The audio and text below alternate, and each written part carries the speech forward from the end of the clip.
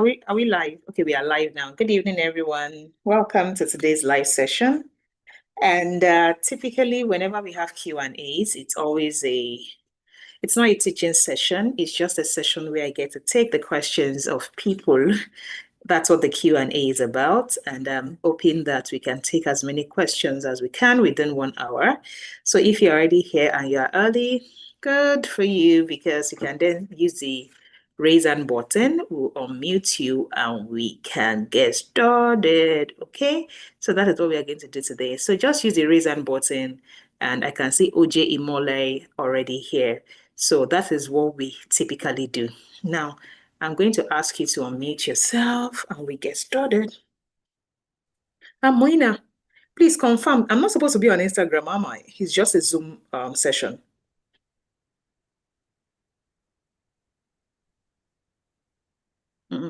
Just give me a minute. Let me confirm. Yes, ma'am. It's just okay, great. I want to be sure you didn't post it online. Okay, great. So please go ahead, OJ Imole. Okay, good evening, Doc. Good evening to everyone. Thank you very much. I really found the session we had during the weekend very engaging and very revealing at the same time. I happen to be someone who has recently resigned from my banking job for health reasons, basically. So that's part of why I want to go into remote working. I've been in the banking sector for over 21 years, but I intend to transition.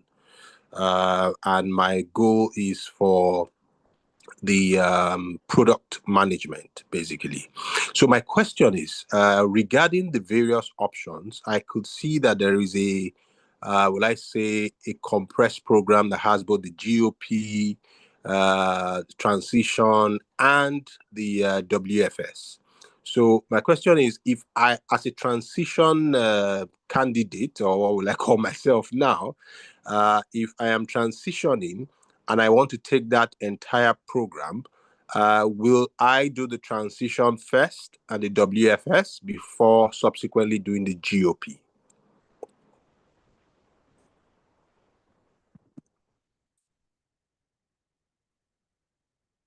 Sorry, Doc, I can't hear you. I didn't know I was muted. So thank you. So I said, given it's a transitioning plan because you've been in the banking industry and everything like that, and you need to first shift career path, I'll say it's going to be in order of the UFS transition. Give it some time. After you have transitioned, then you do positioning. Because how does this work? When you are transitioning, what do we position? What do we use? How do we use GOP to help people that has experience? They come with the experience. We build their profile to showcase the experience, and then they start to attract opportunities. That is how it works. So it means that if you don't come with an experience, so if, for instance, you have a decade of experience in banking, and that is not what you are seeking opportunities in, we can't be positioning that experience because it would only be bringing you what you don't want to be doing. Do you understand? And I totally understand when you say you want to transition from the banking industry because of the way the global trend of things for the banking industry. So if you're not doing like an emerging career in the banking industry, I strongly advise you to actually transition, because when I say you're not doing an emerging career, like I have quite a number of young, mentees or aburos these days that when they got into the banking industry, they got into a smart way. They quickly found their way into HR, into product management, because there's now product management even in the banking sector, right? To develop products and all that. So the younger ones are getting smart to pin themselves in spaces that are emerging. Whereas the older generation, didn't do that, and somehow they're just phasing out. So even the marketing that's still very relevant, most of them have to upgrade and not transition, but they have to upgrade and say, oh, I'm doing marketing. Can I get into the digital aspect of the marketing and then combine the experience and positioning? But in your case, I'm not really certain what it is. So if you have decided you're going to transition, it has to be the WFS first. The technical skill follows. Then the GOP can then be after you have completely transitioned, like since you have gotten the first and second opportunities. In what regard? The first opportunity may be like an internship, like an entry level. Let's say you transition, for instance, into product management. So the entry level has to be like, you do something just to get started in that career for like, let me say, a couple of months. It doesn't have to be fancy. It doesn't have to be eye-paying. It's just something to put your name, to stamp your name in that career. Here's the thing I've then observed about experienced transitioners. Unlike someone that is new in a field totally, like that is new to work, a person that is transitioning, because they have previous work experience, they come with some certain level of managerial, let me put it that way, managerial response characters. Because I've seen it happen. I'll give you an example of Hope. Hope is one of the people that when she came last year, March, she had a 15-year work experience across 5, like bank, customer support, and something like that. Now she transitioned into project management because the last 5 years before she came to us, she was in human development. That just comes with as you pass a decade of your career, you become a manager automatically. You get to people report to you and all that stuff. So because of that managerial thing that she already was doing in her role, it doesn't matter what she was doing, it was easy for her to transition into project management. So technically, she may not have known the technical jargons end to end, waterfall. She may not have known the technical this thing, but because of her experience of managing people, it would help her quickly settle into a project management role. So after she paid us for WFS. In her own instance, funnily, she paid for WFS and GOP. Why? She said she wanted to learn how to position, position for opportunities ahead of her even getting the opportunity, as in this thing. So what she then did was she paid for WFS, understood how to do applications. So as she was applying for volunteer, I think it was a volunteer role she applied for. She applied for a volunteer role of a project management, which she got May. She had, however, gone through the GOP course, right? She just went in through for knowledge, like she kept it, that kind of thing. But I think what it helped her do is to know how to, because in GOP, there are certain things to maximize opportunities. Let me put it that way. So when a volunteering role came, she maximized the experience there. Let me put it that way. So that she could then use that experience to transition into a full-time paying role. And she did all this between March and July. Like this entire 3 programs and getting into those. In fact, I think did we interview her in July? I don't know when we interviewed her exactly, but all this had happened by July. And July was when the support of GOP was happening. Like she had gotten the 2 managerial roles as at July before the support of GOP happened. So in our own case, now that I think about it, we told her clearly then that if you are transitioning, this GOP, you cannot be positioning the experience that you don't want to get opportunities in. And she said she understands, but that she wants to just go through the program so she understands the positioning thing ahead of time. Why? She said, which makes sense to me in the sense that because she had the knowledge of what she needed to do the moment she starts to work, right? In terms of positioning, when she started to work or do whatever. So when she got that opportunity of first volunteering position that she got, for every job she was doing on that volunteering thing, she was making loud noise about it online. Why? Because she had gone through the GOP this thing and she understood the process of making noise in a legal way or in a smart way, which is what GOP had covered for her. She understood that positioning angle to ensure that her work was being put out in the right context and in the right format because she already understood positioning from GOP. So I want you to know that you getting on GOP right now is ahead of, should you get on GOP right now alongside this thing, it is not so that you complete the course, like somebody that is joining to complete the course and do this. It is so that you understand that the moment I am done with my technical program and I get, even if it is a slight opportunity to volunteer for 1 month or 3 months, while I am volunteering that volunteer, I need to be doing noise making, which is I need to then start to use that small experience. So the first opportunity she used the knowledge of WFS to apply for it. And it was a rigorous process because all this international volunteering experience, they are not cheaper. They are not, how do I explain? They are not, They're not simpler to apply for. That's not what they're not simpler. You go through a rigorous recruitment process. So she got into that opportunity using the knowledge on WFS on applications and everything. She used that, got into it. But she knew that was not a target. Volunteering thing was not a target. She needed to get a high paying role. But she didn't have the luxury of time to then build a career for 1 year, 2 years, and everything. So she knew that these 3 months I am getting now is my stepping stone into a bigger opportunity. So she need, because again, I think she was acting on my distance. What I recommended in GOP, one of the things I recommended, I told them is, I said, in my case, the first international role I got, it was like, let me say, technically like a 3 months contract. It was a project, like 3 months. In fact, it was technically 3 months, but then the project now extended by like 1 or 2 months. Do you understand? So it was like 5 months. But it was that 3 months technical opportunity I used in getting into Museum for the United Nations.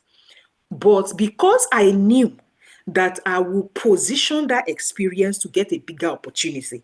So during that 3 months, the amount of noise making, because I keep calling noise making, like let me say, so that people can see what I am doing. Because I had prior knowledge of what was going to matter when I'm telling that story, right? So when I was doing work on that project, I was taking the right pictures. As when I said, like, I knew the story I wanted to tell around it because, again, I understand the PPP framework. So I think the 3 are recommended for you, but 2 are so that you are able to do the job, which is WFS and technical skill, while the other is so that you can quickly get into a high-paying one because you would understand positioning ahead of time. So you can do OPS method of understanding just what is on GOP, not for the cost, as in for the sake of, I want to implement it now, but so that the moment, which is why I said that you can be done with technical school and pay for GOP, but not because you are having the mind that I'm going to get that high-paying opportunity first. No. Don't implement it to get the first role. Implement it, have it at the back of your mind as you get into that first role, and you will use that first role. You will now use that first role to do all the noise making. Like, you will implement all the strategies you have learned on GOP while you are doing that work. So that by the time you want to apply for the next work, you have assets. You have assets on LinkedIn everywhere that showcases that a 3 months work would now look like 5 years work. That is the idea behind a transitioner that has like a decade plus experience. We will use small experience like this. We'll amplify it. We'll be singing praises about it. And there's also somebody on my program that finished last batch. What's his name? Abu Bakr. I remember. His name is Abu Bakr Muhammad. I think we have a clip of him that from the offboarding last 2 months. That's the same thing he did. He came on the program. He got into WFS and GOP. But in his case, he had transitioned like before he came, like he had recently transitioned into product management. He transitioned using course and doing a job at a specific place, like he was reporting to somebody. So he came on GOP to say, I think I've gathered enough small experience to now start amplifying it. So in his case, he didn't transition using our product system, but he came in as a product. He had already started his product career, like by doing work around it. So yeah, I think in your case, WFS, tech school, GOP, but you may not have to wait 6 months to do GOP, because if you do, here is what may happen. While you are doing your first volunteering work, you'll be doing it and be wasting it. Meaning you don't understand how you should be using that small work to position for a bigger one because you've not gone through the GOP. By the time you now go and pay for GOP to say, I want to start positioning for higher work, it's going to take a longer time because you will now start understanding, oh shit, I wish I knew this the moment I got that first job. I would have then done my LinkedIn in this way to amplify my efforts. Thanks, Doc. So from what you said, you are actually recommending, in line with what I had said, that yes, I should go this 3 line. So my question is really framed around, okay, if I should pay for the combined cost of WFS, transition, and GOP, I do the WFS, transition, and GOP in that order. In that order, I agree with you. Okay. I totally agree with you. I'll go ahead. When I was thinking through Wakar, I was thinking how they went in that line, then I realized that you're actually very right. That's how they went through this. Yeah. Thank you very much. I'll go ahead and subscribe to that. Thank you very much. What is it projects you are doing or product or which product? one? I want to do product management. Okay. What did you do in the banking industry? I'm more in the marketing side of things. But fantastic. And you enjoy it? Yeah. I did some product knowledge with respect to the entry side to it. As a salesperson, we were also selling products and we understood how a number of those things were generated. But I want to go deeper into it and transition completely into product management. I think you're making a right decision. You're honestly making a right decision. And honestly, I keep telling people the kind of money in that field is crazy. I would know because I've done like the role I did internationally was around that. So it's just crazy. And they are not in markets. When I say they're not in market, they're so hard to find. That's the thing. So which is why the money is high, because of demand. It's a law of demand and supply. But then it's a bit harder than project manager. I always tell people ahead of time that it's not. It requires logical and analytical thinking. You have to think like an entrepreneur, which is it's a lot of work. So, and that is why I think people just get into it. So if someone does not have a natural entrepreneurial mindset, they may not succeed in it. Thank you. Yeah, you're welcome. Okay, no problem. We'll be happy to see you on, when is that? October 1, starting with WFS. Okay, WFS is October 1? Yes, October is starting October 1. That's the batch 9. Yeah, this is batch 9, right? Yeah, this is batch 9. It's starting October 1. So it is October 1 to November 15. So in the last week WFS October to November 15, but technical school is that started on November 8th. So the onboarding of technical program is on November 8th, Saturday. Then, of course, the courses then start on Monday and not like that. So in the week that we are offboarding, this thing is technically the week that we are onboarding technical school. So it is always like that 1 week overlap. Then GOP also starts on November 7, which is why I'm saying that your case should not be to ensure that, I'm taking GOP. In fact, your GOP support, you can define it to match support. Do you understand? But I would strongly advise that as you then take the technical program, I don't know, overwhelmed, because again, you have to do work and everything. Technical program starts on November 8th. It will end around December 10-ish or thereabouts, in the middle of December. What I have seen a lot of professionals do is they will now use their break to run through GOP. When they are running through GOP during their break, they then harness the window of that December that there's a whole lot of opportunities that are open. I think I gave an instance of one lady last year. A lot of all these projects, they are open in that. And it's just crazy because a lot of people go on holiday, but recruiters don't go on holiday in that time. They are looking for talent because they have a KPI to start with talent in January. So the few people that have insights and are willing to put in the work during that window, they get hired faster than everybody. Because recruiters are just technically desperate to get people into roles. So it's always, you see that November, December, especially December, like this, people will be saying, they just resume January, say they've changed up in January. It's always crazy. But it's not the same December that all of us are doing. I don't know who are not doing that December with you. I'm not joking. I've seen this trend over the years. Even when we didn't have SFW, Skills for Work Academy, we only had advanced program, which is the GOP. Once we teach GOP in November, you will just see, we will enter January, I'll be seeing email everywhere. Doc, thank you. Doc, this happened.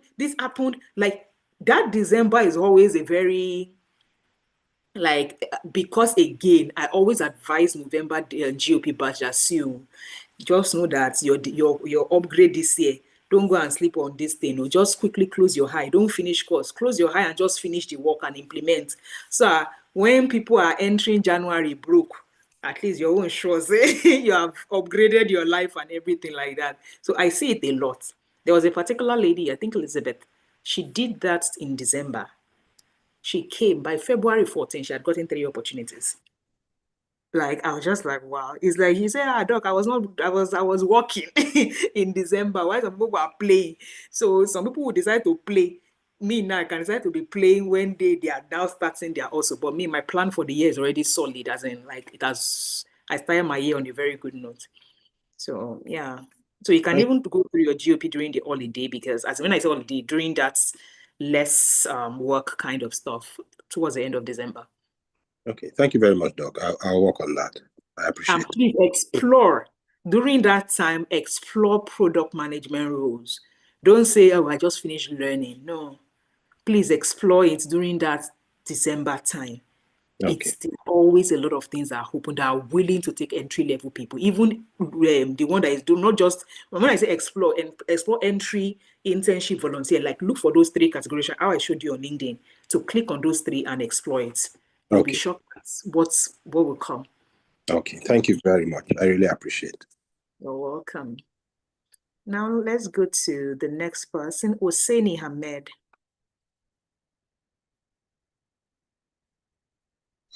Good evening, doctor. Good evening. How are you doing?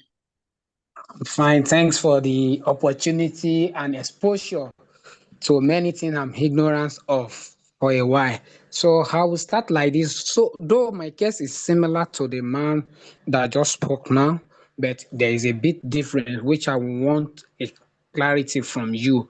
I'm a management accountant and a chartered HR, and I've been working for over 15 years, from manufacturing to travel agency where I lead as operation now. But because of the exposure of the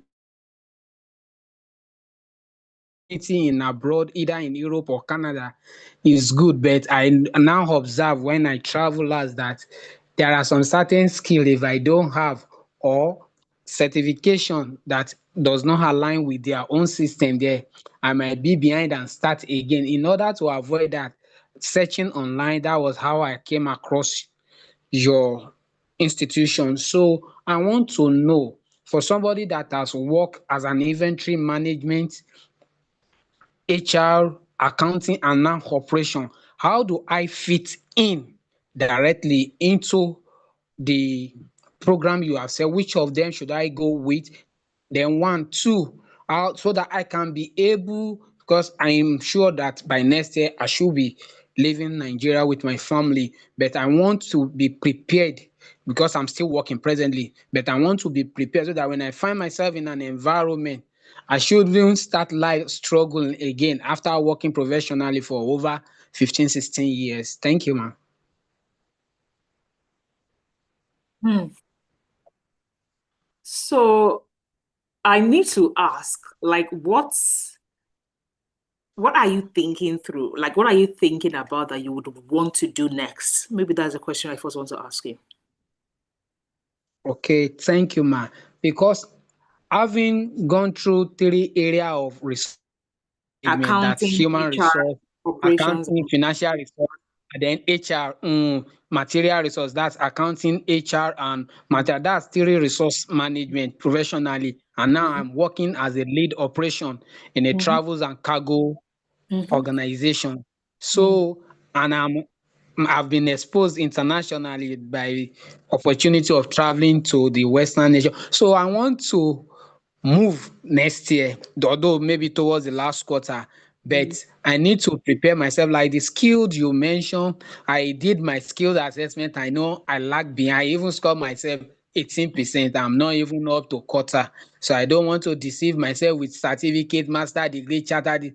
Let me be open to myself so that I will know where to start from. So presently I work as the lead operation because of my experience. So operation management is what I manage in where I worked. So here's what I'll recommend. Anybody that is in operation management, there are three major things that are in operations. There's process, people, and projects. Like those are the three P's in operation, this thing. And I always say, what's your default? Like, because even though the three P's, you default to something. Are you a default? If you default to Process. people, like process is your default. So it's not the HR, it's not people that is your Yes. default. Process No. optimization. Okay. Yeah, that's So why I I did need to lean know what your management. strength is exactly in the P's. So I would, if process optimization is your default, then would mean that it means that you are a typical like core operations person, and I'm trying to then see, because the truth is operations is non-negotiable in any organization. But in terms of the titles and the earning capacity of it in the Western world, they now think about everything like a project. Okay, So ma'am. a typical role that you would see, let me show you an example. On LinkedIn, let me share my screen with you so you understand what I'm saying. The way they will advertise for a operations lead or operations whatever, they now advertise like they say operations project or something like. They combine the two words together. So it's like the project is preceding, but they now know that. So it's in some areas they will say they are finding a project that is like, let me say, that optimizes people's efficiency, or they are finding a project manager that optimizes processes. Do you understand? That is how they. Yes. So there's a clear distinction between, are you an operations that optimizes people, or are you an operations that optimizes processes? So I think in that regard, since you say you have eye for, oh, this process is not working, can we optimize it this way, not in fact of chasing people to get their tasks done. I'm trying to, in your case, we need to look for the most ideal job title that still fits into the emerging careers. Because your operations is like career, 15 years is good. But I just need to confirm that it is something that is going to be worthwhile for you in Europe, because I heard you say you are actually considering Europe to move. No, Canada, not Europe. Canada. Not Europe. Okay, fantastic. Yes. Because I was beginning to have reservations when it comes to those kind of things in Europe, and like, let me confirm. So if it is Canada, project management always sells in Canada like wildfire. So it's now for us to look for. Let me share my screen. It's for us to look for projects with regards to operations.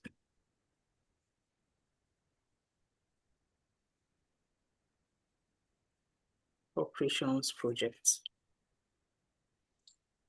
Oh, sorry, I was not searching under jobs. I didn't click on jobs. Let me click on jobs first.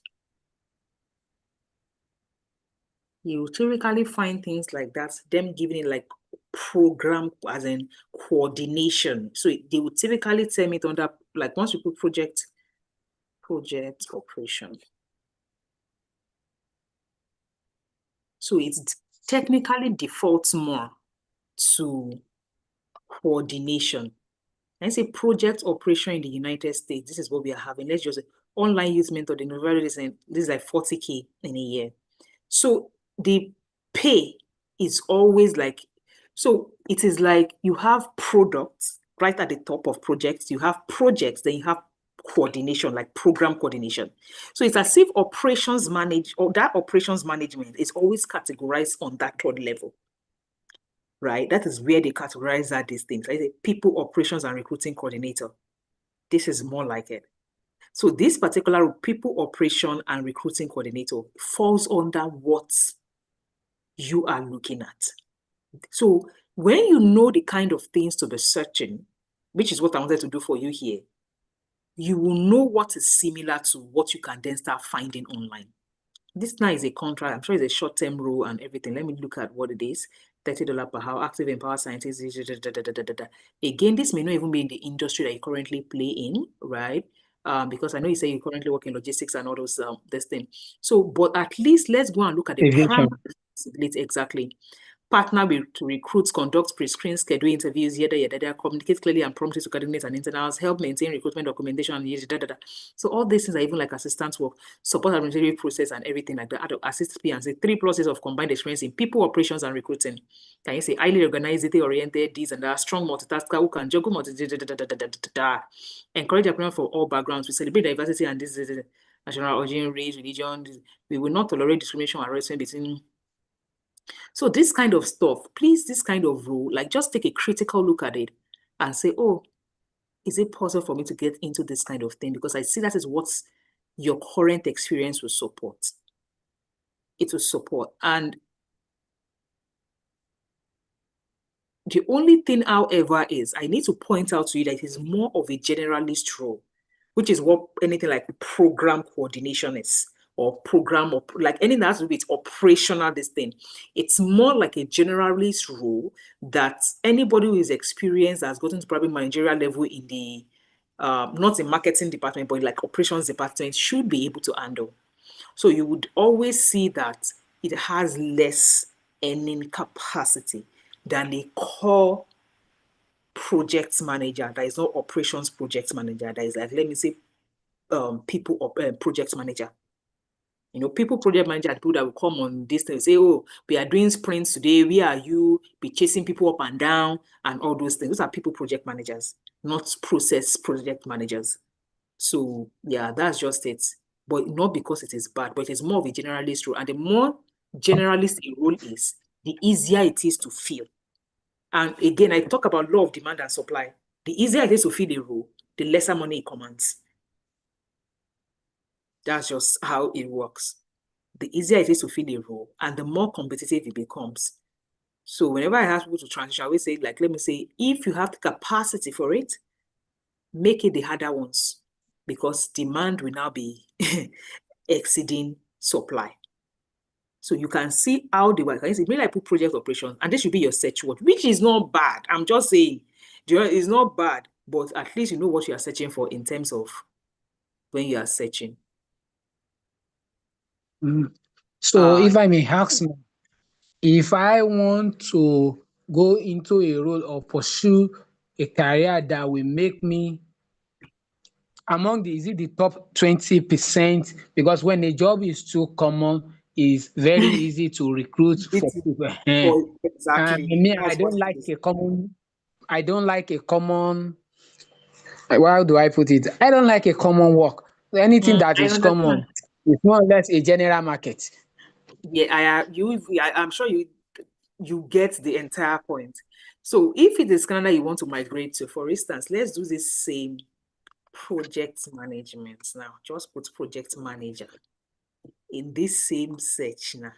You will see the number of openings. We have 47,000 in the same United States than operations management. Now let's change this search to Canada instead. Right? Let's put Canada, project manager. They have 4,000 open roles for project manager.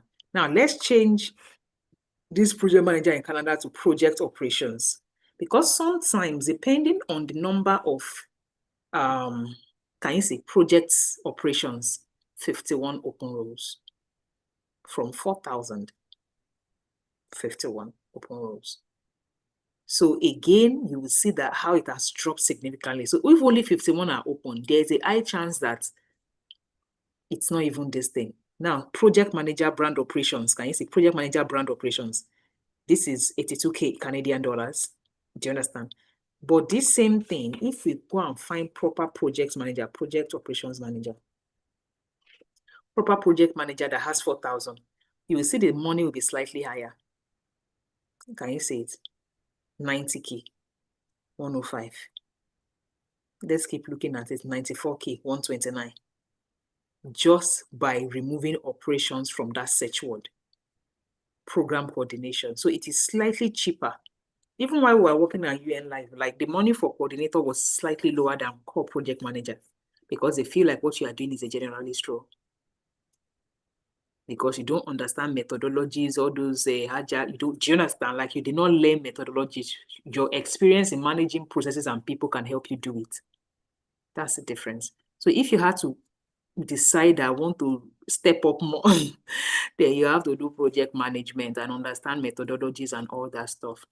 So that at least you have, Okay. you have to. Because presently I'm doing my Green Belt Lean Six Sigma program, which after that I wanted to do PMI ACP before, but since you said the best thing is project management, then I think I would rather drop the PMI HR ACP. operations, yes. You're already in project, you're already in HR operations, just do projects, and so you know that you are good with people, processes, and projects.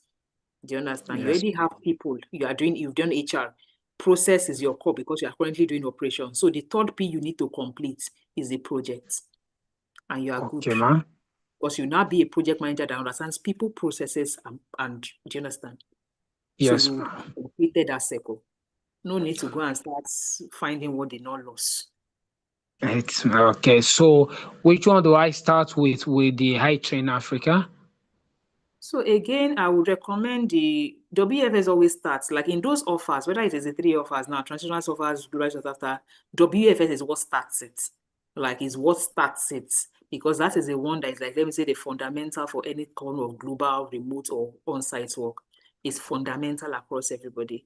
So that's the one that which is maybe in our calendar. We always arrange it like the WFS that is starting first. Like WFS will start October.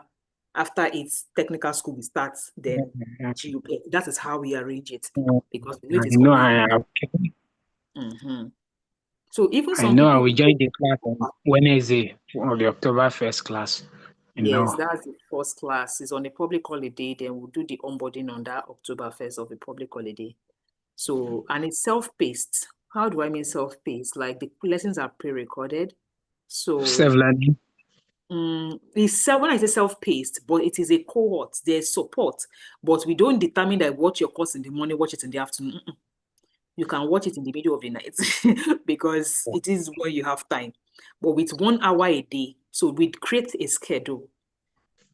Just give me a minute. Let me go and find what I'm talking about. Like we create a schedule in such a way that if we always strongly advise, because I have experience in adult learning, so I always strongly advise that when you are doing adult learning, I highly recommend that you follow your cohorts to be learning because there is group motivation.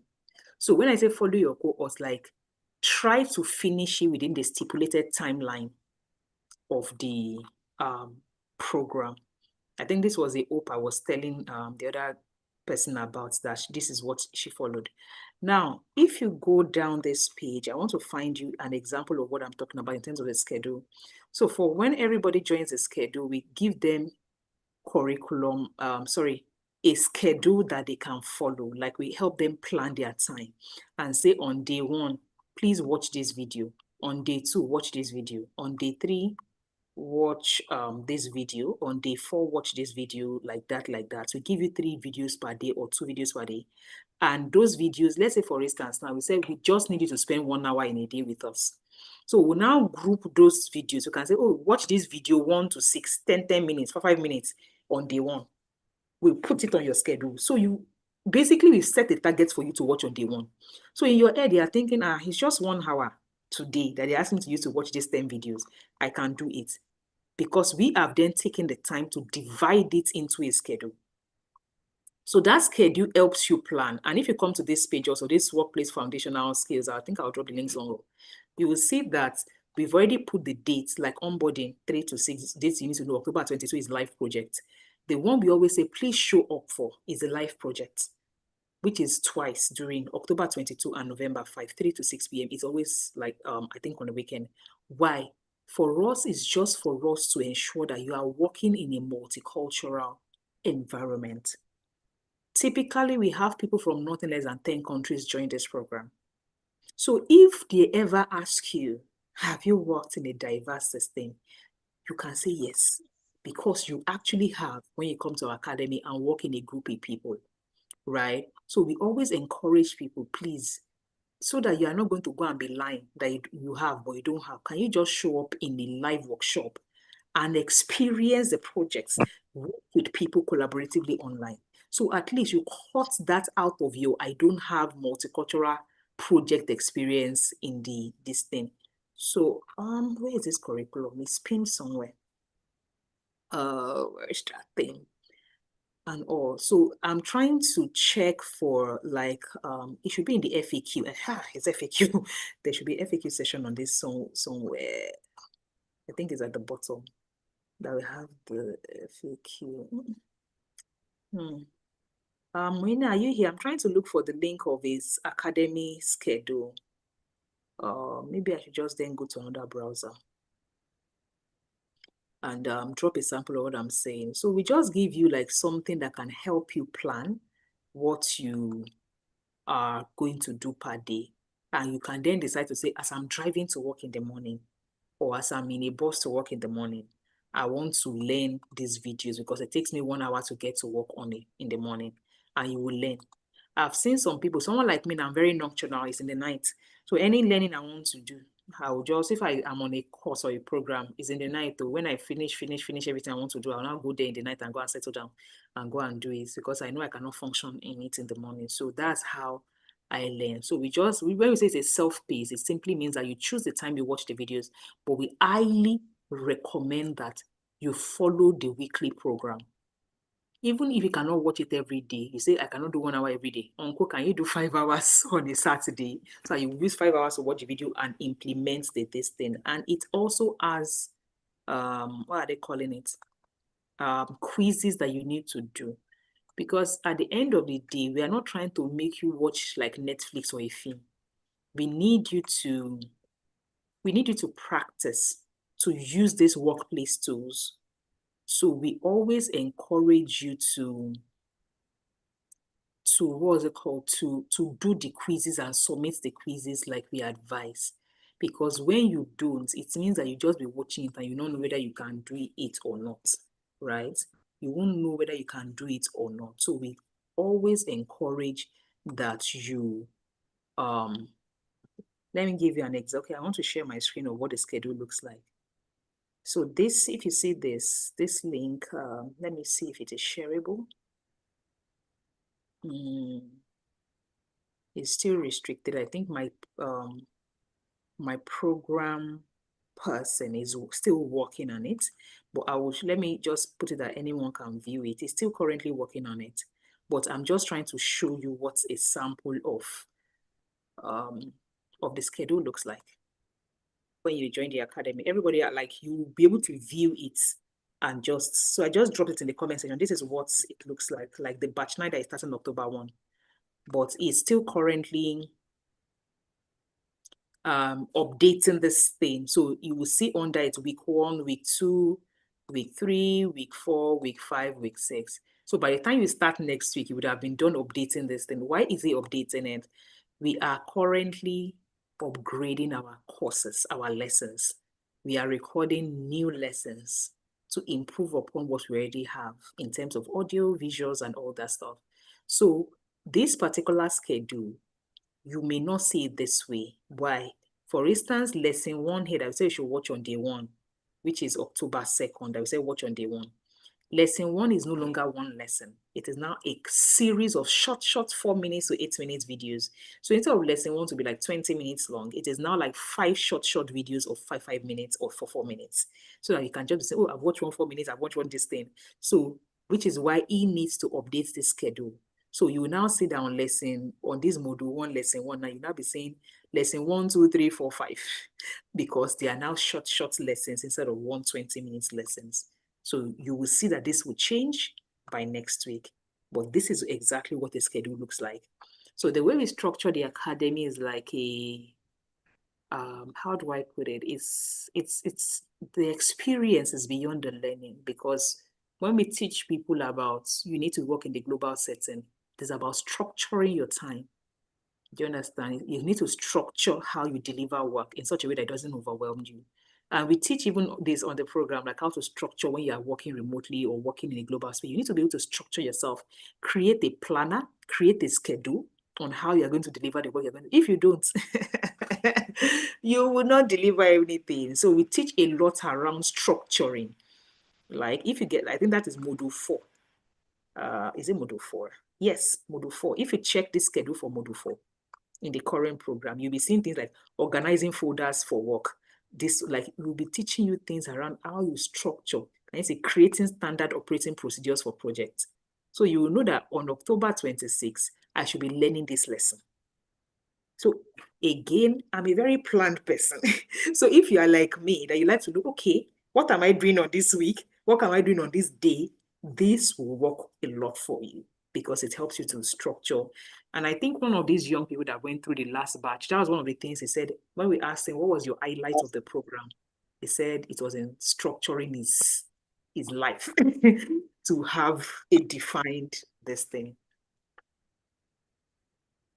Okay, so yeah, WFX next week, project management November. Then next year, when you are ready to start positioning for the abroad, you can come back for GOP. Okay. So grateful, ma. Thank you so much for the clarity. So grateful. So I'll join the class from Wednesday. I'm grateful. Thank you very much, ma. You're welcome. You're welcome. The next person would be Amaka.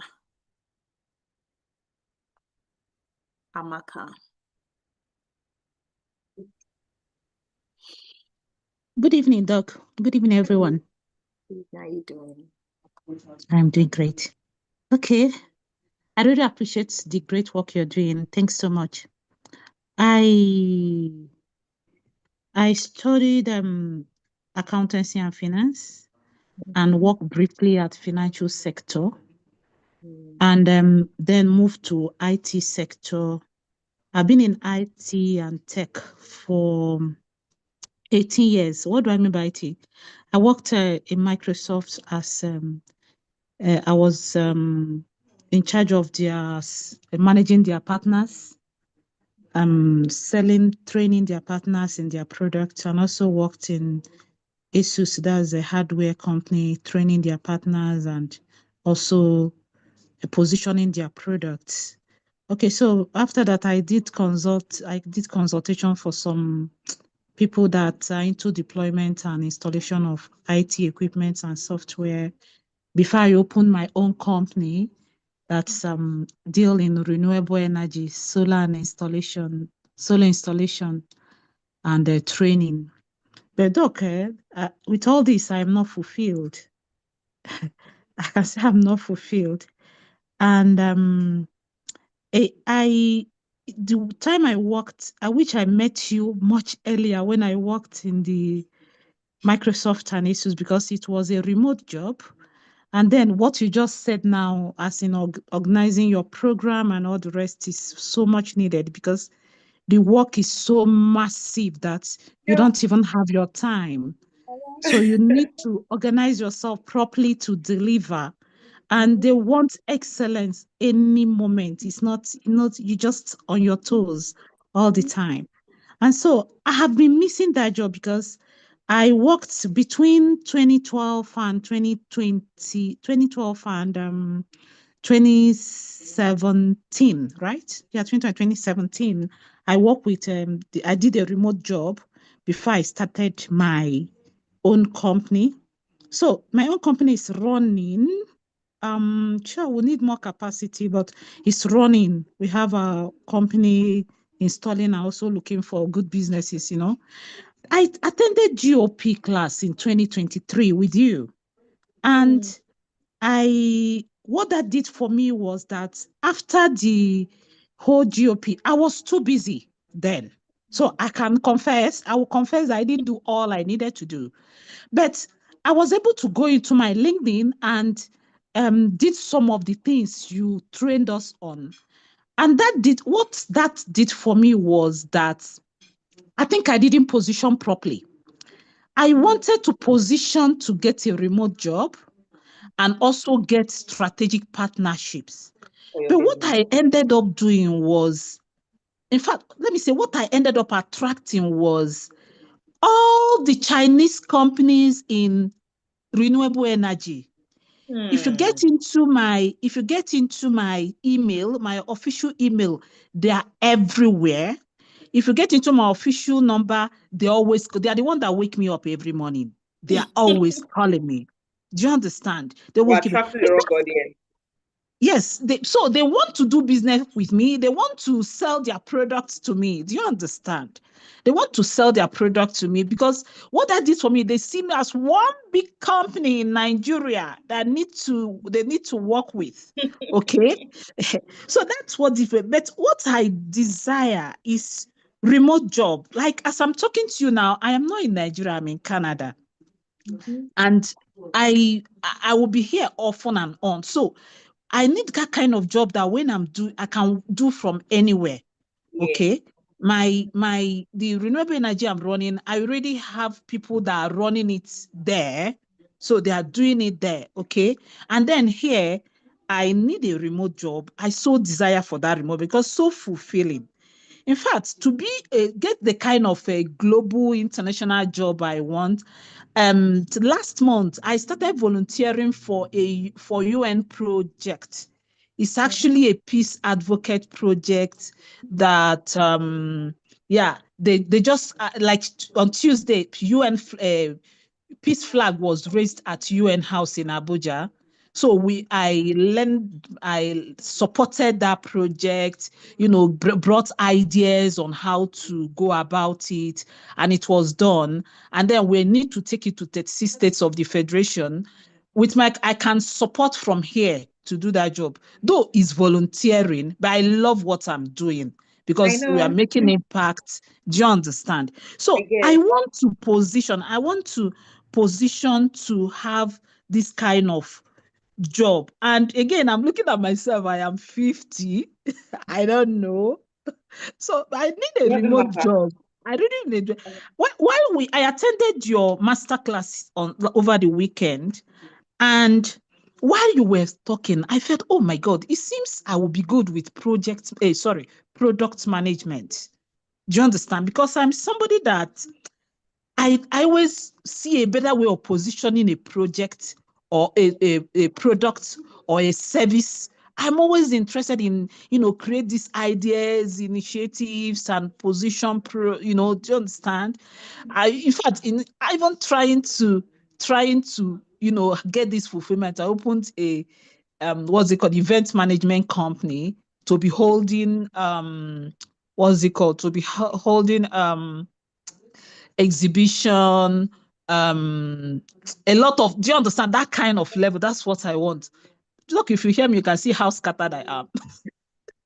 It's not that. I'm just smiling. I hear this often in the actual sense of it, in terms of when someone is just trying to find that is a pursuit of happiness. So you try to do different things, and it comes with, when you get to that stage, for some, it comes really early. And you just find what you can plug into that gives you like that fulfillment and happiness. So for you, and I just started smiling because, when you admitted that, oh, I did not follow this GOP well, one thing it did for you, it was attracting people, but you did not build your profile to attract those you actually needed. You probably built that profile about renewable energy. I can bet you that is exactly.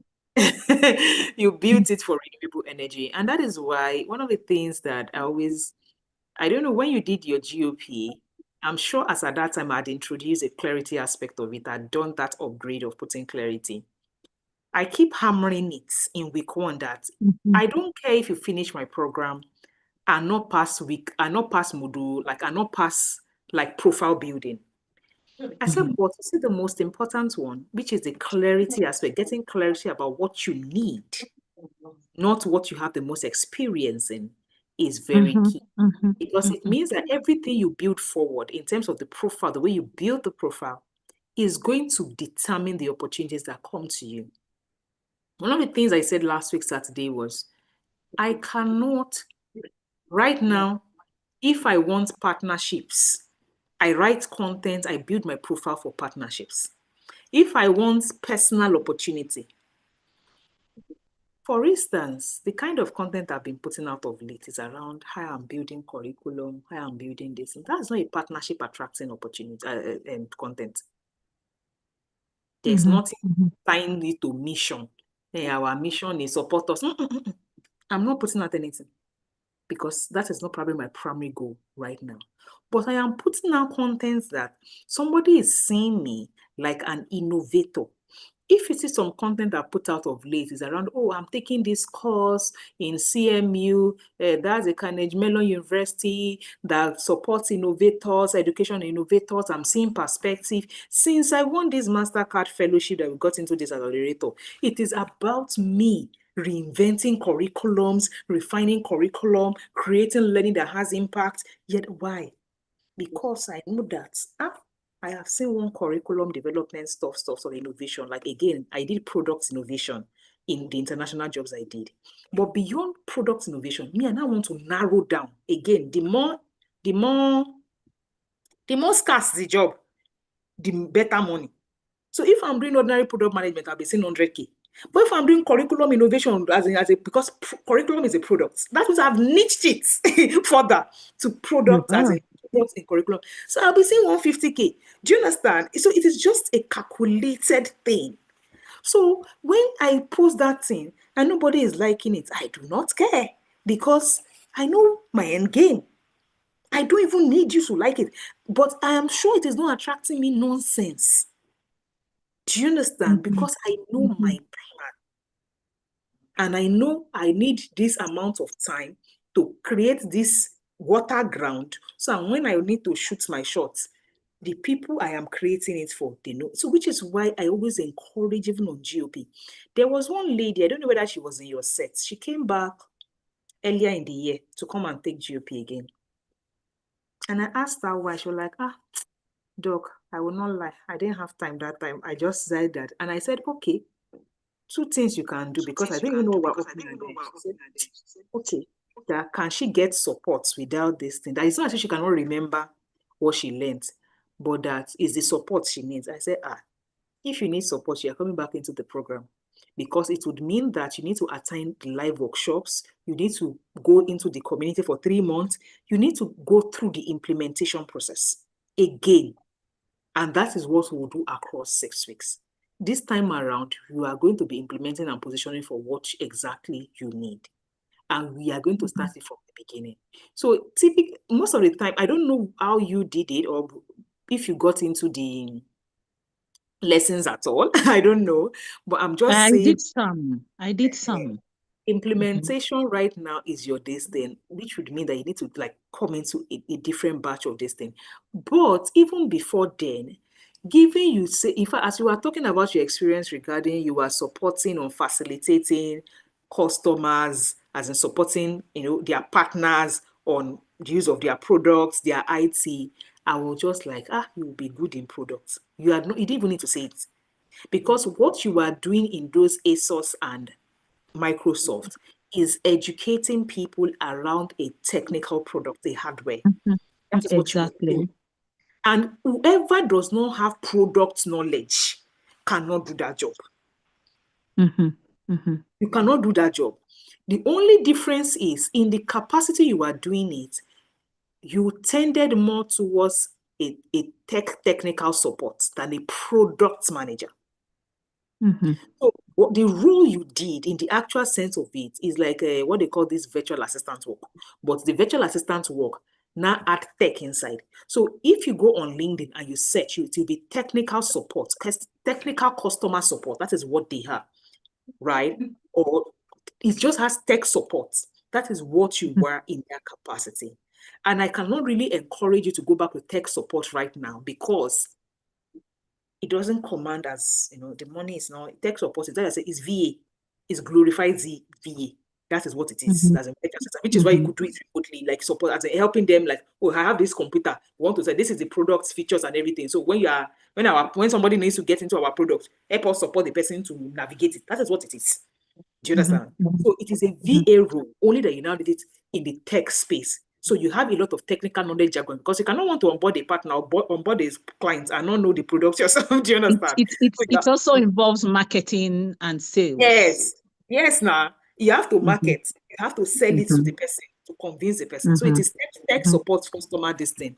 So it means that for you, if you decide you can do that thing again and still get that role, you will get that one easy breezy. But like I said, the knowledge you have in that one Mhm. is going to help you transition into products easily because technical language is not alien to you. Sure. It's not alien to you. So it means that you are now going from a support mindset to an innovator mindset. Okay. You go beyond trying to sell a product to being the one that initiates the process of innovating the product. Mhm. So it is Mhm. more like a strategic level of the work you have done before.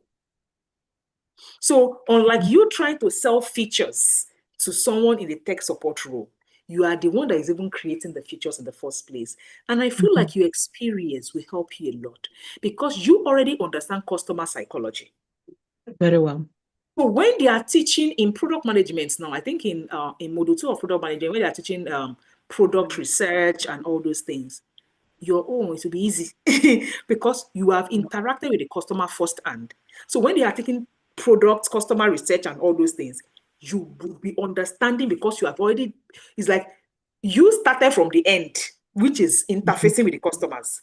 Because Mhm. in product design, it's a 5-step methodology that is followed, which is the design thinking process, which is empathizing with the customer, defining the problem, ideation, prototyping, and market and all that stuff. So you have gone from the 5th one, which is markets, as an access, as an entry market, whereas you should have started from empathizing to problem framing to prototype. So it's as if you already know the end from the beginning, right? Mhm. You already know the end. You've already assessed the end, which is I said, you were right regarding going into products.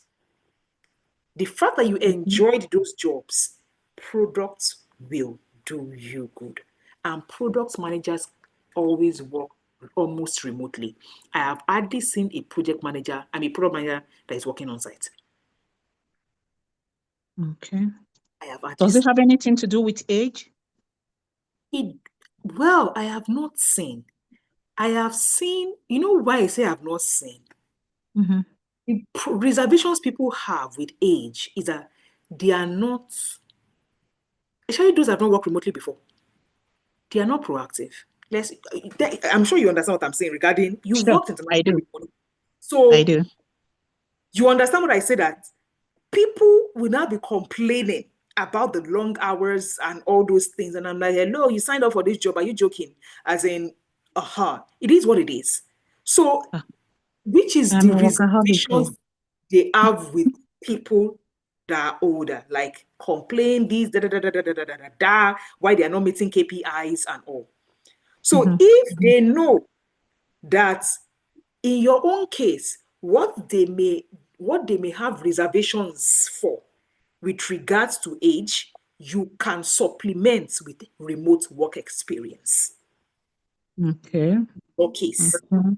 Because as I said Okay. that what they want is that can you do it, sister? Demonstrate that you have done it before. Not can you show me how you have done it before.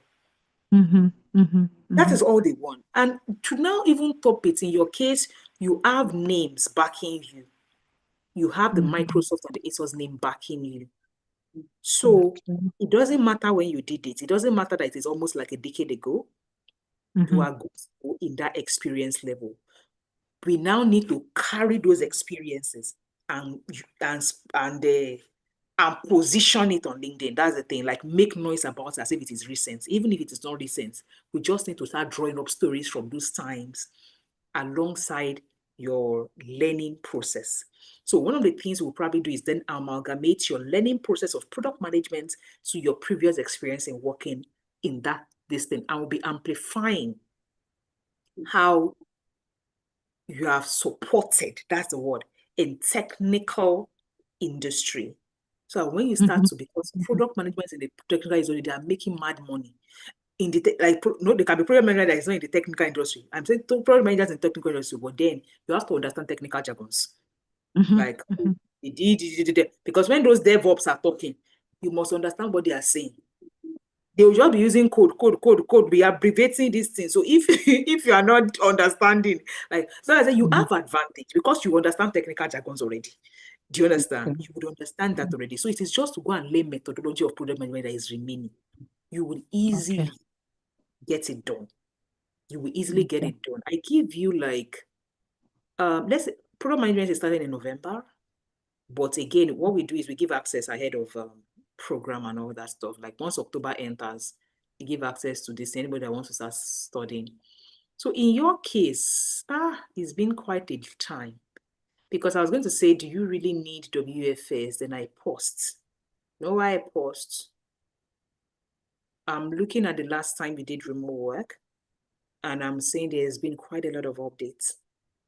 Yeah, that's right. And in my own organization, I have people that work for me. So they just reports that gets to my desk, and I don't do much. So getting into, I've already signed it actually. I've signed it I for. think you will need to do WFS as a start. I've signed it already. If the remote work was recent in Microsoft, if it was recent, I would have said, WFS should be like, it should be a no-brainer for you. But because it's not recent, I strongly advise that you start from WFS because of all this structuring.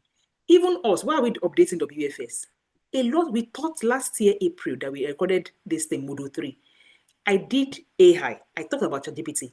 Right now, the amount of updates that AI has gotten in 1 year is crazy. So we are updating the program based on how I now use it for remote work. So when I said that there's been a lot of updates in the last, it's not a matter of over 8 years ago or thereabouts, it's a lot. So WFS is where you start. Product management is where you go next. Then you probably need to join the support system aspect of GUP again to then position yourself again. But I will even strongly suggest that you do the application mode of product management for, like when I say application mode, like since you are going to be positioned as an entry-level product manager, WFS Module 6 teaches you how to apply for, it teaches you how to apply. So apply first, as in even like with the knowledge you get from WFS and technical, that's product management, start to use that one to apply first. So if you now get into something, you now want to start positioning for the higher one, you can come back GOP. That's what I would just say you should do. But even apply first. Do you understand? Apply first. And you need to change the narrative under your GOP. If you don't remember what you need to do on LinkedIn, you may want to actually sign up for GOP now. But if you remember a bit of, I just need to withdraw this, my solar first, and go and release my story to reflect products, fine. If you don't, I will suggest the same thing I suggested to that other person I spoke with first, that by December, just get into GOP and start to do it on your own. Like start to self-study on your own by December. But I do not want you to overlap the support, because the support of technical programs starts on November 8th. The support of GOP starts on November 8th. So I don't want you overwhelmed in terms of the learning material. So I do not encourage you to go through the support at the same time, right? But you can go through this thing in December. Like, let me say, okay, now I finished that thing. I just want to start to think through how I will then position this new career. So you can be going through it in December, January, and when you then need, I need support, you can then join the support of March for GOP. But you could have gotten access to the course ahead of time to understand, because I don't know what will happen, because I need you to access that November-December window of job. I need you to access it. The November window, is product management there? Or again, is product management part of WFS? WFS is Workplace Fundamental Skills Program, which is a 6 weeks program, which is the beginning on October 1, which is next week, Wednesday. We are starting. So when WFS finishes on November 15, before November it even finishes, by November 8, we are starting product management, project management, which is technical programs, right? Which will now finish in the middle of December. I'm now saying that window that I said job always fly anyhow, use it to then get into the product management industry. Okay. That's what I'm saying. I'm now saying that during that holiday, you can now come back to GOP. Why? Because there is a high chance that what you get at the beginning for product management is like an entry level stuff. So what will now happen is, because we now want to get into the higher level ones, like maybe by Q2 of next year, GOP will now help you to start to think again about how you are now going to reframe your profile to be saying, I'm doing products, I'm getting this experience, because all the experience you're now gathering on that entry level version will be packaging it and be using LinkedIn to position it. Okay. So that even if it is 3 months experience you've just gathered in product, we'll package it into a more senior role. That is the Okay. idea. Quickly, you will need to shorten the time that you used to do entry level role from entry level to senior level. So we need to shorten the time from a typical, we need to do 3 years on a role, to now we want to do 6 months on a role and move to a higher income. That's the plan of where GOP then comes. Which I said that you don't need GOP until maybe like next year, but you need to understand what is happening in it, so that when you start doing the entry work, you will start to gather story that you will use to do LinkedIn positioning when the time comes. Okay. Okay. Don't go and do work, finish. You will now go and start one work. You will not know how to tell the story, and you will not have gathered the story, and you cannot reverse time. Yeah. So for instance, now when something is happening, I've already designed a monitoring and evaluation framework, like in the impact this thing. And I also strongly encourage you, because you say that you like the development space, you like the work you are doing in the impact space, right? For this thing, you like it. I would highly recommend that when it is time for you to actually go and pitch your tentacle for products development, look for something in the development space, since it makes you happy. Do you understand? Okay. There will be projects in the development space that you can key into with your product management this thing. Choose your industry wisely to be something that is impact focused, so that it's actually, in fact, I would suggest highly look for projects around education, because a whole lot of the things that you have done is, I'm educating partners in ASOS, I'm educating, do you understand? Look for projects in the impact space, probably in the education space, that you can key into as a product manager. That's what I would strongly advise in terms of industry. Okay. That's good. Okay, thank you. You're welcome. Let's go to Zian Media. Oh wow, it's 29:48. We are having more hands come up. I thought we only had 3 hands come up before. Hi everyone. Good evening. Good evening, Doctor. Good evening. My name is Frances. Zion Media is my brand name. Coincidentally, you just finished speaking to my mom. Yeah. Interesting. So she's been dragging me into this program, I think, since 2023. And finally, I'm here. And I'm loving it already. So I didn't really meet up with the last program concerning the WFF. Oh my God, what network is this?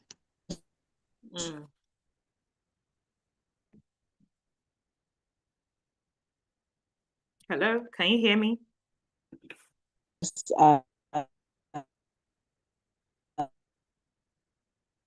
Hello, is it my network or our network?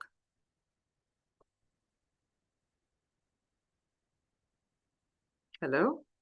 I think it's our network. We can hear you well. Oh, we can't hear her. Okay, maybe we wait for another person to let's unmute. Oh no, can you hear me, please? Yes, I can hear you now. I can hear you now. Okay, so I had to move to a better network. Okay, so I had to ask her the meaning of, I didn't really attend the last session where there was an overview given about WAS to come, the program that's to come, and in line with WFS and GOP. So I asked her what the meaning is, and she just told me. But I would want to ask my question before. Okay, so I'm a digital marketer, and Zion Media is the name of my brand. So I'm just going to summarize my experience before I get to the question. So I started off in 2022 when I graduated, and I I would say I didn't really start off as a beginner due to the resources I had in my hands as at then. So I started off digital marketing with the arm of social media management, content creation, and strategy, social media strategy and content strategy. So that's what I started with. And I took courses, about 2 courses, one certification course and another course that enabled me to thrive in that line. So I didn't really start as a beginner. I would say I started off as an intermediate. So I was basically earning quite a good amount of money. But over time, I realized that I whenever I onboard clients, they stay one month, 2 months, 3 months, 4 months, 5 months at most, and then they detach. So and each time I do this what do I call it? Each time I have like a review from my clients, they tell me that, oh, okay, your work is good, you know your onion, but we have to pull out. So they don't really give me precisely what it is that their issues are. Yes. So they just tell me, okay, your work is good, but we just feel like we cannot continue paying and all that. But I believe that as someone who's working in the media space, your client should be able to make the revenue that they used to pay you, right? So that means, just for my own introspection, I feel like, okay, my work is not really making them good money for them to like pay me and all that. I don't know, that's just like my own personal introspection. I get. Yes. So now I don't really know. I'm trying to go back to the books to I'm trying to go back to the books to, should I say, upgrade my skills basically. But I think for the past 8-9 months I've been having some imposter syndrome that, okay, this line is not really for me, or probably there's somewhere else that I need to be, maybe another course I need to take, project management. From media, onboarding clients, was it just as in, were you the only person on the team, or you had an extra team member? When I started off alone. Then over time I onboarded, I got some graphics design, because the work also includes graphics and all that. So I got some graphics designers, and then I also partnered with a content creator that was quite professional in the field, way professional, that like it was his field basically.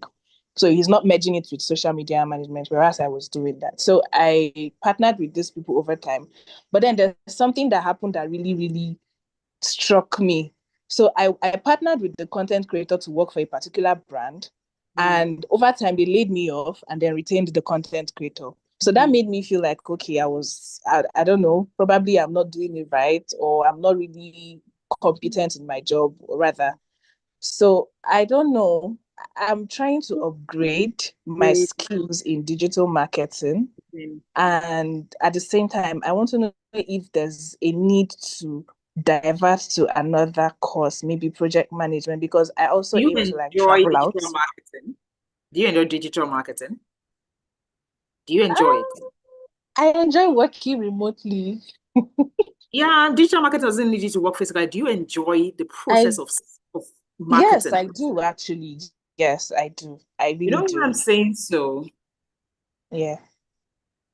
I don't have to see what you've done for your clients, but in my experience of running an edtech, which I am the digital marketer of,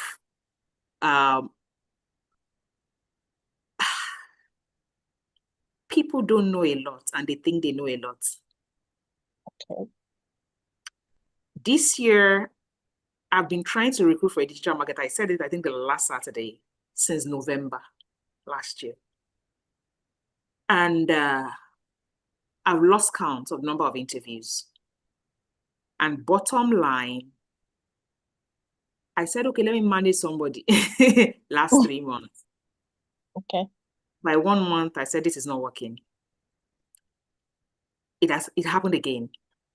And I realized, and these are people that genuinely have on their CV that they have worked for one client remotely. Or like, and I'm like, what were you doing? Do you understand? Like, what were you doing Yes. with that clients? Like, your depth of knowledge is, I mean, whatever, like, this is not working for my business. And why I say that is, I've been singing since, in fact, if you check my Facebook post, maybe sometime a couple of minutes, I said, I feel like I owe it to the world to create a digital marketing program. Like, I just don't have the time yet because I'm so annoyed with the level of nonsense outside. Yeah. So I feel like a lot of people have gone through digital marketing from not from an entrepreneur's approach. They've gone into it like an operational course. You know, the way you go to project management and you say step by step, like they went through it like a structured program and not a marketing holistic thing. So, for instance, in my academy, in fact, there's somebody I employed right now, digital marketer, and I said, I told this person that you may have to, like, you have to go through the course I created on content creation. I said, go and start from there. I said, go through my module 1, 2, 3 of content creation and management program. So that course, I feel like next year, I will just cancel it as content creation and turn it into a digital marketing. Like I will remove the beginning, like the first 3 modules where I was teaching strategy around content and all, and then move the social media part that I joined to it because in fact, I feel like it's not even, that one is not, I don't like to teach things that are not strategic in nature. Let me put it that way. I'll remove all the social media, so I will teach content from a marketing point of view and then merge it with the digital campaigns. And why do I say so? When you say they retain the content person, the first thing you must know right now in the digital world, content marketing is what everybody is now doing. How do I mean? Yeah. Digital marketing is only to amplify content that is doing well. That's the first rule. I always tell people that I create content, my thought process when I'm doing digital marketing. If you come to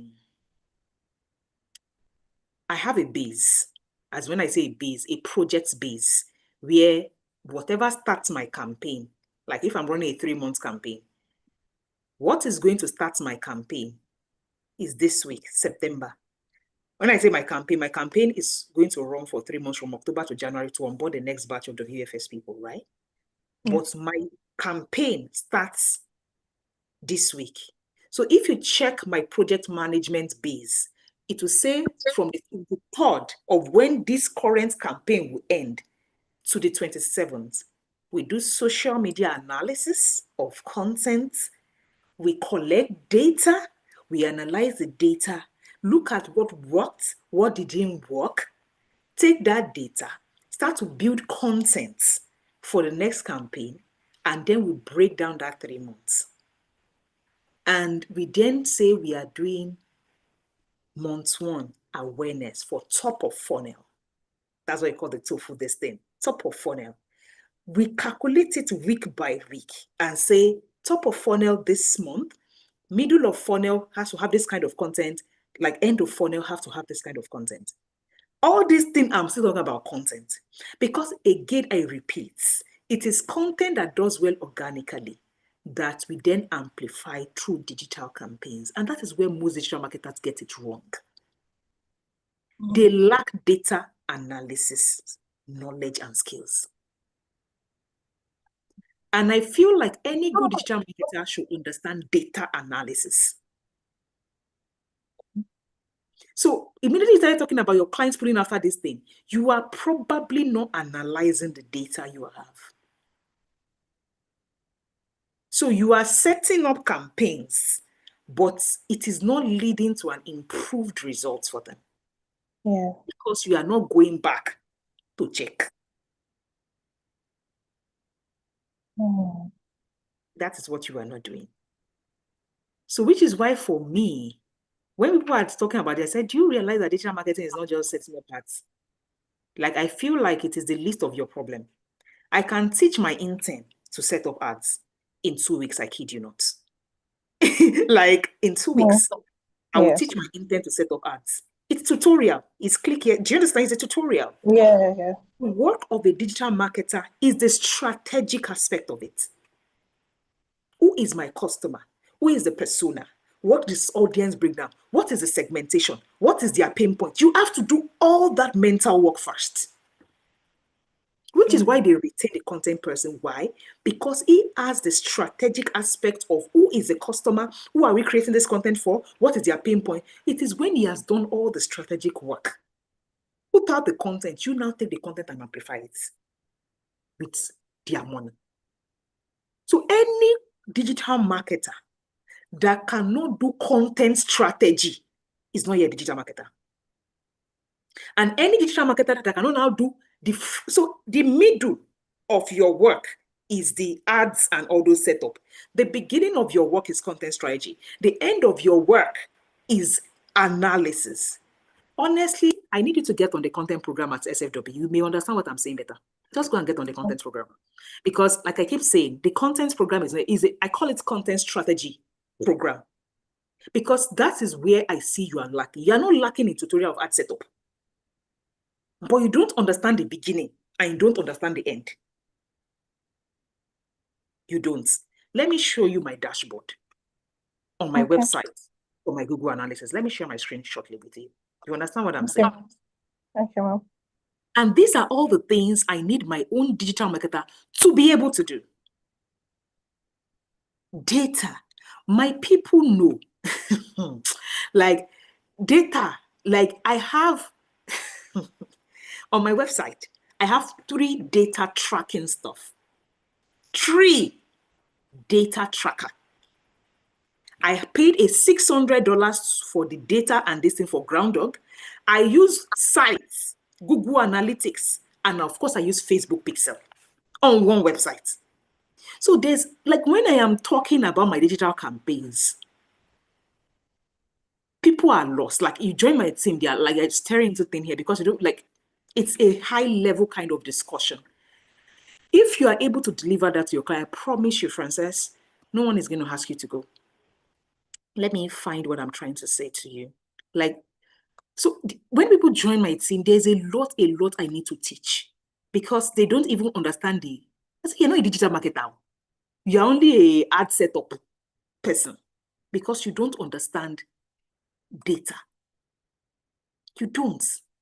And whoever does not understand data is not a digital marketer. You don't understand strategy.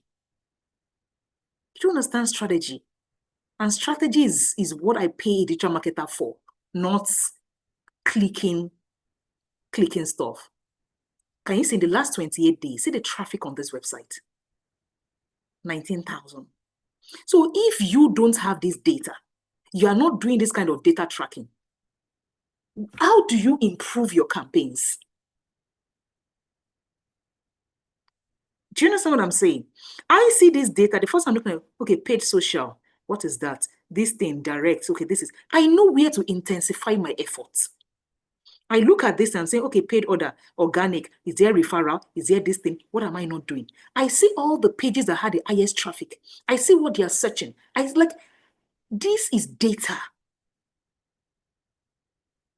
I see everything I'm supposed to see. And this is just one aspect of data on my website. If I show you my campaigns, in a day on digital campaigns, we are spending like 70 to 100K in a day. So when people sometimes join my team and I'm asking them questions, so think to walk me through what this thing would look like, and they're saying, I think we should spend $5, and I'm just laughing. Like, what are you talking about? Like, you need to have,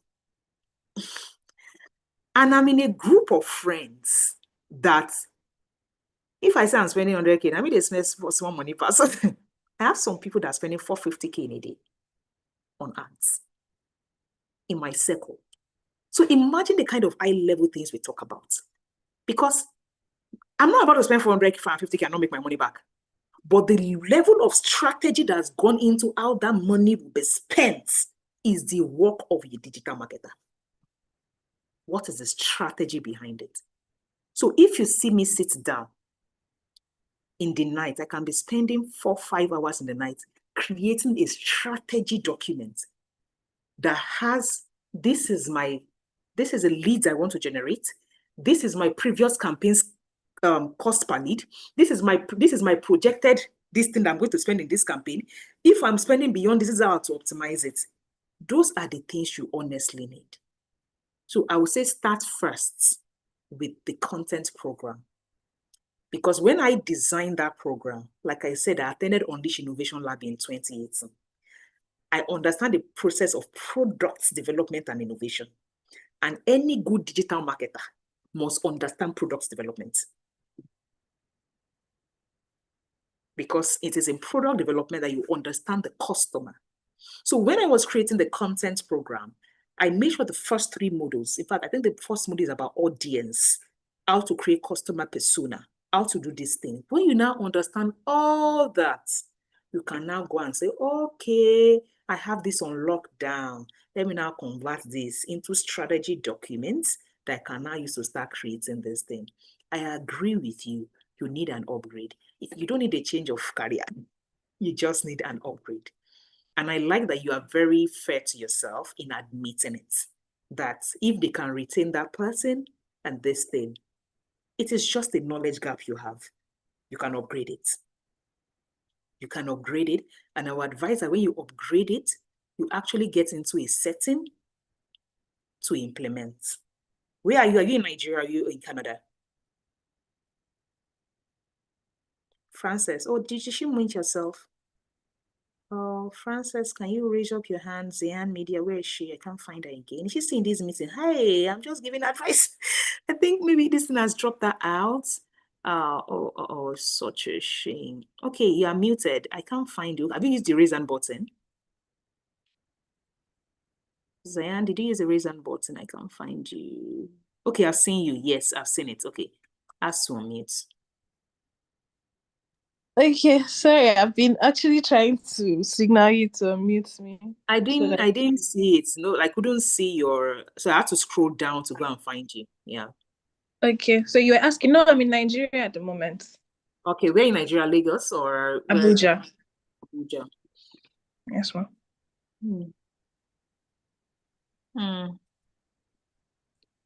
You should come to our EdTech Festival. I'm going to be in Abuja like next week. Okay, for ma'am. the EdTech Festival. Where are we doing that sense of? Yeah, someone I actually like to connect with. As in, just come to Abuja EdTech Festival. I'll probably have a bit of time to this. And you need an upgrade. That's all you need. There's nothing wrong. There's nothing like imposter syndrome. Like it's just what it is. You need an upgrade. Yes, ma'am. So, because again, after you take the content program, yes, ma'am, there is a program of my friends I might recommend it to, because I don't know any other person that teaches digital marketing in the way I would like somebody to learn it. Yes, there's a I whole don't lot know of do you understand? overload of information that is just I can recommend to you is my friend Amara, and she's currently not even running the program. Like when I say she's not running the program, she's so busy with her business that she has an academy. The courses are there, but she's not marketing them. But I can swear by the level of businesses that her program has changed their lives. Like, name the popular people in the industry that you know they have gone through our program. Name them. from Nelly's of Nelly's Nigeria, Augusta of Melanin Pine, JB of JB Furniture, Goki of So Fresh, name them. They've gone through Amara's digital marketing program as a product sales program. But she's just one of those people, when you say someone you're just hidden treasure somewhere, that they are busy managing their own business so much that they don't even care to sell programs. The only reason she didn't shut down the academy is because I said, Amara, beyond, let's remember that we committed to impact. I know you are busy this year, but don't go and close down the academy.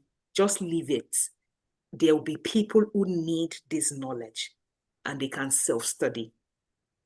When they need it, let them purchase the program and go and self-study by themselves. Like, just don't close down the program. So whenever I find people like you, I'll say, first start with a content program. Although she did not create a program for a digital marketing program, she created a program for products business owners. Because she's a man, exactly. She created it's called, in fact, the thing is called Product Sales Academy, PSS. PSA, rather. PSA. Product Sales Academy. So on Instagram, she's called the Manufacturers Hub. That's our academy. But our brand is, you might even know our brand, Maracruz Organics. That's our brand, right? It's an organic hair care product and everything like that. So she has this thing called the Manufacturers Hub. So she teaches product-based business owners how to scale up and expand. That is what she teaches. But our own process of scaling up is through digital advertising. People think I'm brilliant. Obviously, have you met my friend? Do you understand? Like, our brain is hot when it comes to digital advertising. Like, because she has used it to scale her business. In fact, she's celebrating her 10 years anniversary like right now. And she has always been selling through digital. So it's like if she has done digital campaigns for 10 years. So she has, and she's not doing digital marketing as a digital marketer. She's doing it as a business owner who needs to make money. We are two different things. When you are the business owner, there's nothing like the campaign is not working. Do you know how many tweakings I do? I will sleep, I'll wake up, do the numbers every night. No. Following day, I have tweaked strategy. Because when you are working on something from a business owner who needs to make profits, your brain will open. It will open like this. Strategy will be flowing in your head. And it is a strategy that then leads to results, right? So, which is why I say she taught, our course is like a 2-part course, where it's like, let me say, brand building 4 weeks, the ads part 4 weeks. Our course is the only course I know that taught, I can say it anywhere, that has taught the data analytics parts of ads. Our course is the only course I know. And trust me, before I met Amara, I'd sampled like 4 different courses on, all these ads. I've sampled 4 different courses at sample before I met Amara to say, okay, let me see. So when I actually even wanted to create a program on digital marketing, the reason I didn't create last year, I said, Amara, you have a program. As in, you have a program. If I have to this thing, like, I'll probably just send people to come on. If I find anybody, even if they are not learning it for product sales, but the strategy you taught in that course suffices. So in fact, there are quite a number of digital marketers, established digital marketers. Yes. Sorry, just join our program later after the content program, right? You understand what I'm saying? Because she has a thriving alumni community. Thriving one. Like, she doesn't come on social media, you may not even see her. Do you understand? Yes. Our alumni community is crazy because there are quite a number of established business owners that are there, that are talking numbers every day. So when I always encourage people that join our alumni community, when you sign up to our program, you understand what I'm saying. When she brings case for the day, like, oh, this is what we are doing in this thing, we set up this ad, what do you think? She'll be asking questions. You people, did I teach you at all? Tell me, answer me now. Do you understand? Like, you say, okay, they'll be telling her, this is what must have happened, this is what I'm going to, like, that is one of the best communities. I am a friend, but I so much love going to that community because there are so many sensible business owners that have passed through Amara that day that have sense. So if you can learn digital marketing from a business owner's point of view, no business will ever drop you if you get them into your digital marketing academy. I mean, your digital marketing service. They will not drop you because you understand it from a business owner's perspective. Who needs to make money? Yeah. So don't worry. Okay, ma. Let's say you start Okay, content. well, I have a couple of other questions that I would like to ask. I don't know if time would permit me, because I'm seeing that time is Yes, time is fast. fast. Okay, so thank you so much for this. I'm really grateful. I would look into the content class. I'll check out your page and then take the class. I also want to ask. I really would want to connect with you and Mrs. Amara. So when is the ATEC program and how do I get access to your program happening next week? The EdTech program is in Abuja. I'm not very certain of the address, but can you just drop a message for Moina on this thing? She's the person coordinating it. When I say coordinating, she's coordinating the volunteers and all those things that are showing up in Okay. Abuja. Yeah, because again, we have alumni that are volunteering for us and all that. So Okay. in Abuja City. So the EdTech Festival is by CC Hub, but we are one of the startups that are participating in it. So we will be in Abuja on October 4. Yeah, October 4. That's Saturday, October 4. That is when the event is. And we'll be in Abuja like a day before and of course leave a day after and all that. Okay. So the EdTech Festival is this thing. So that is it. I will strongly encourage you to come early because again, as a founder, I'll be speaking on the stage and some other events on that day.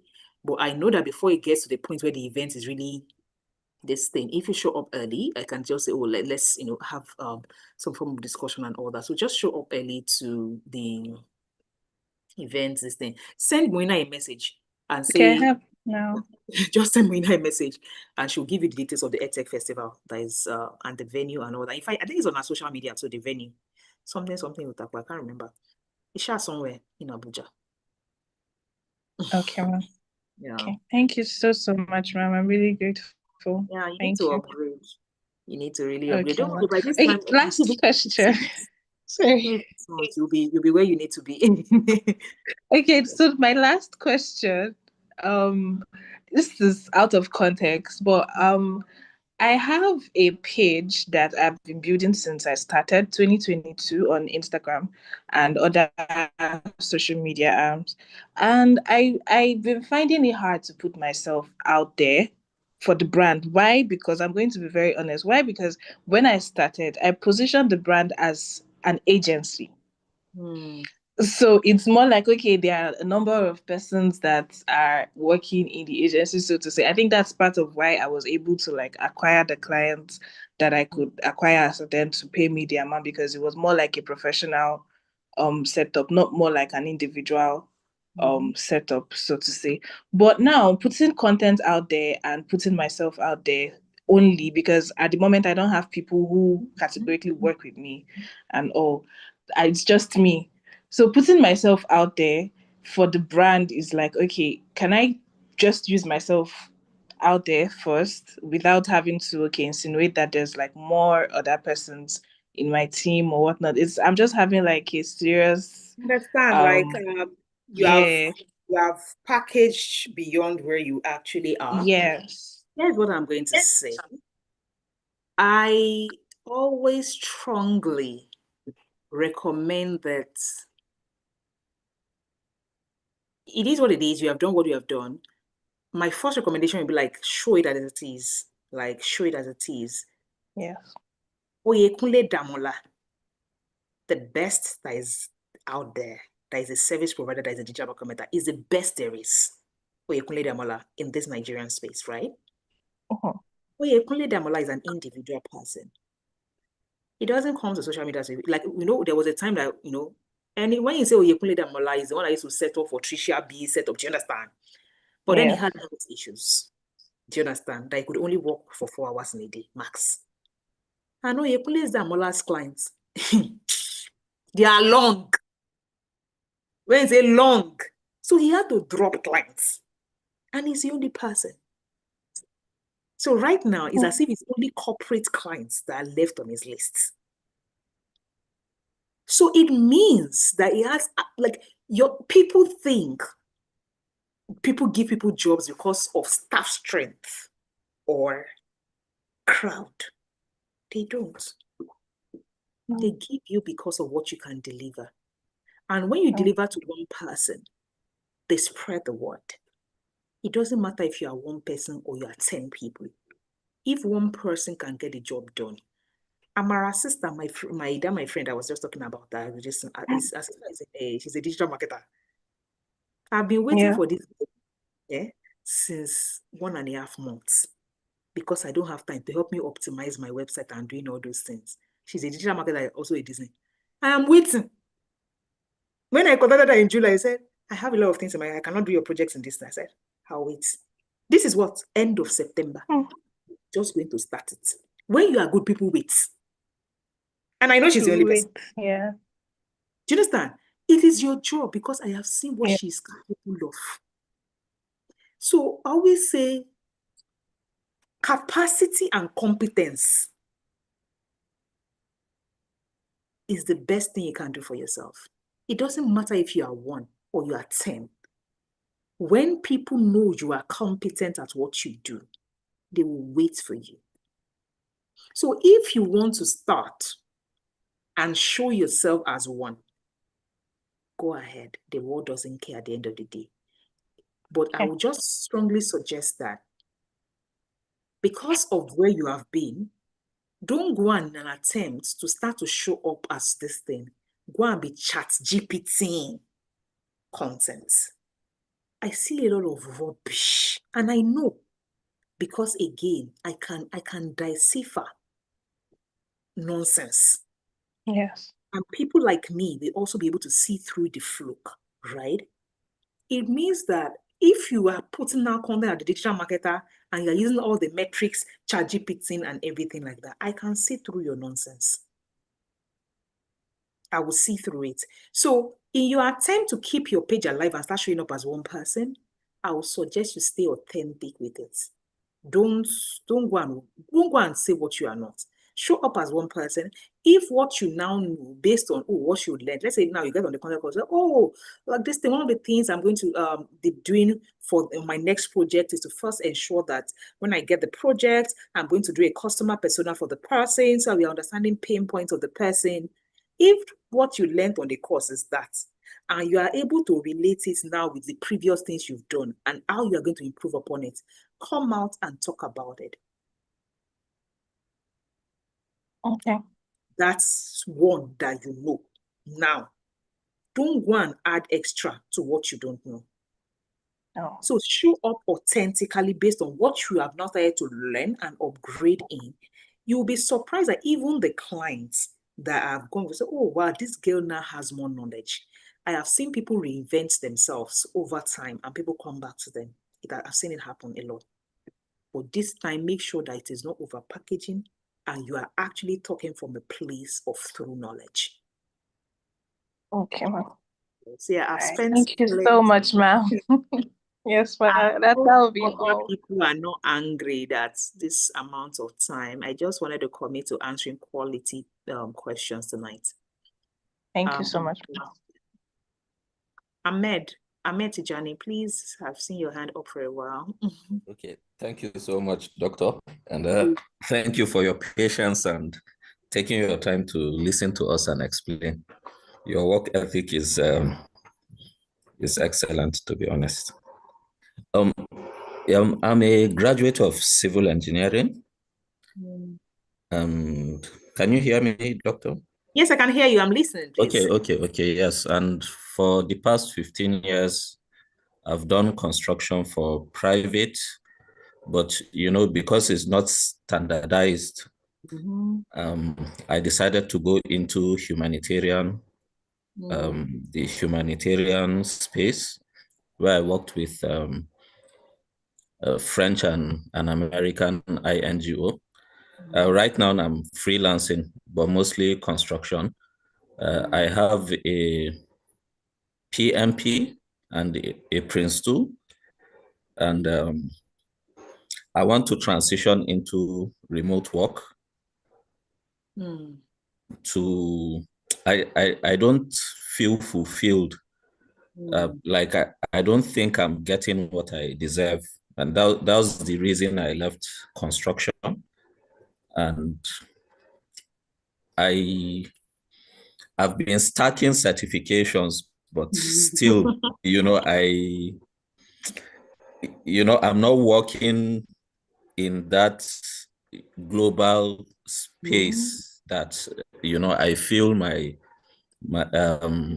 I can take my skills to a level with which I can earn what I yearn for, let me say. So, but since I saw the advert,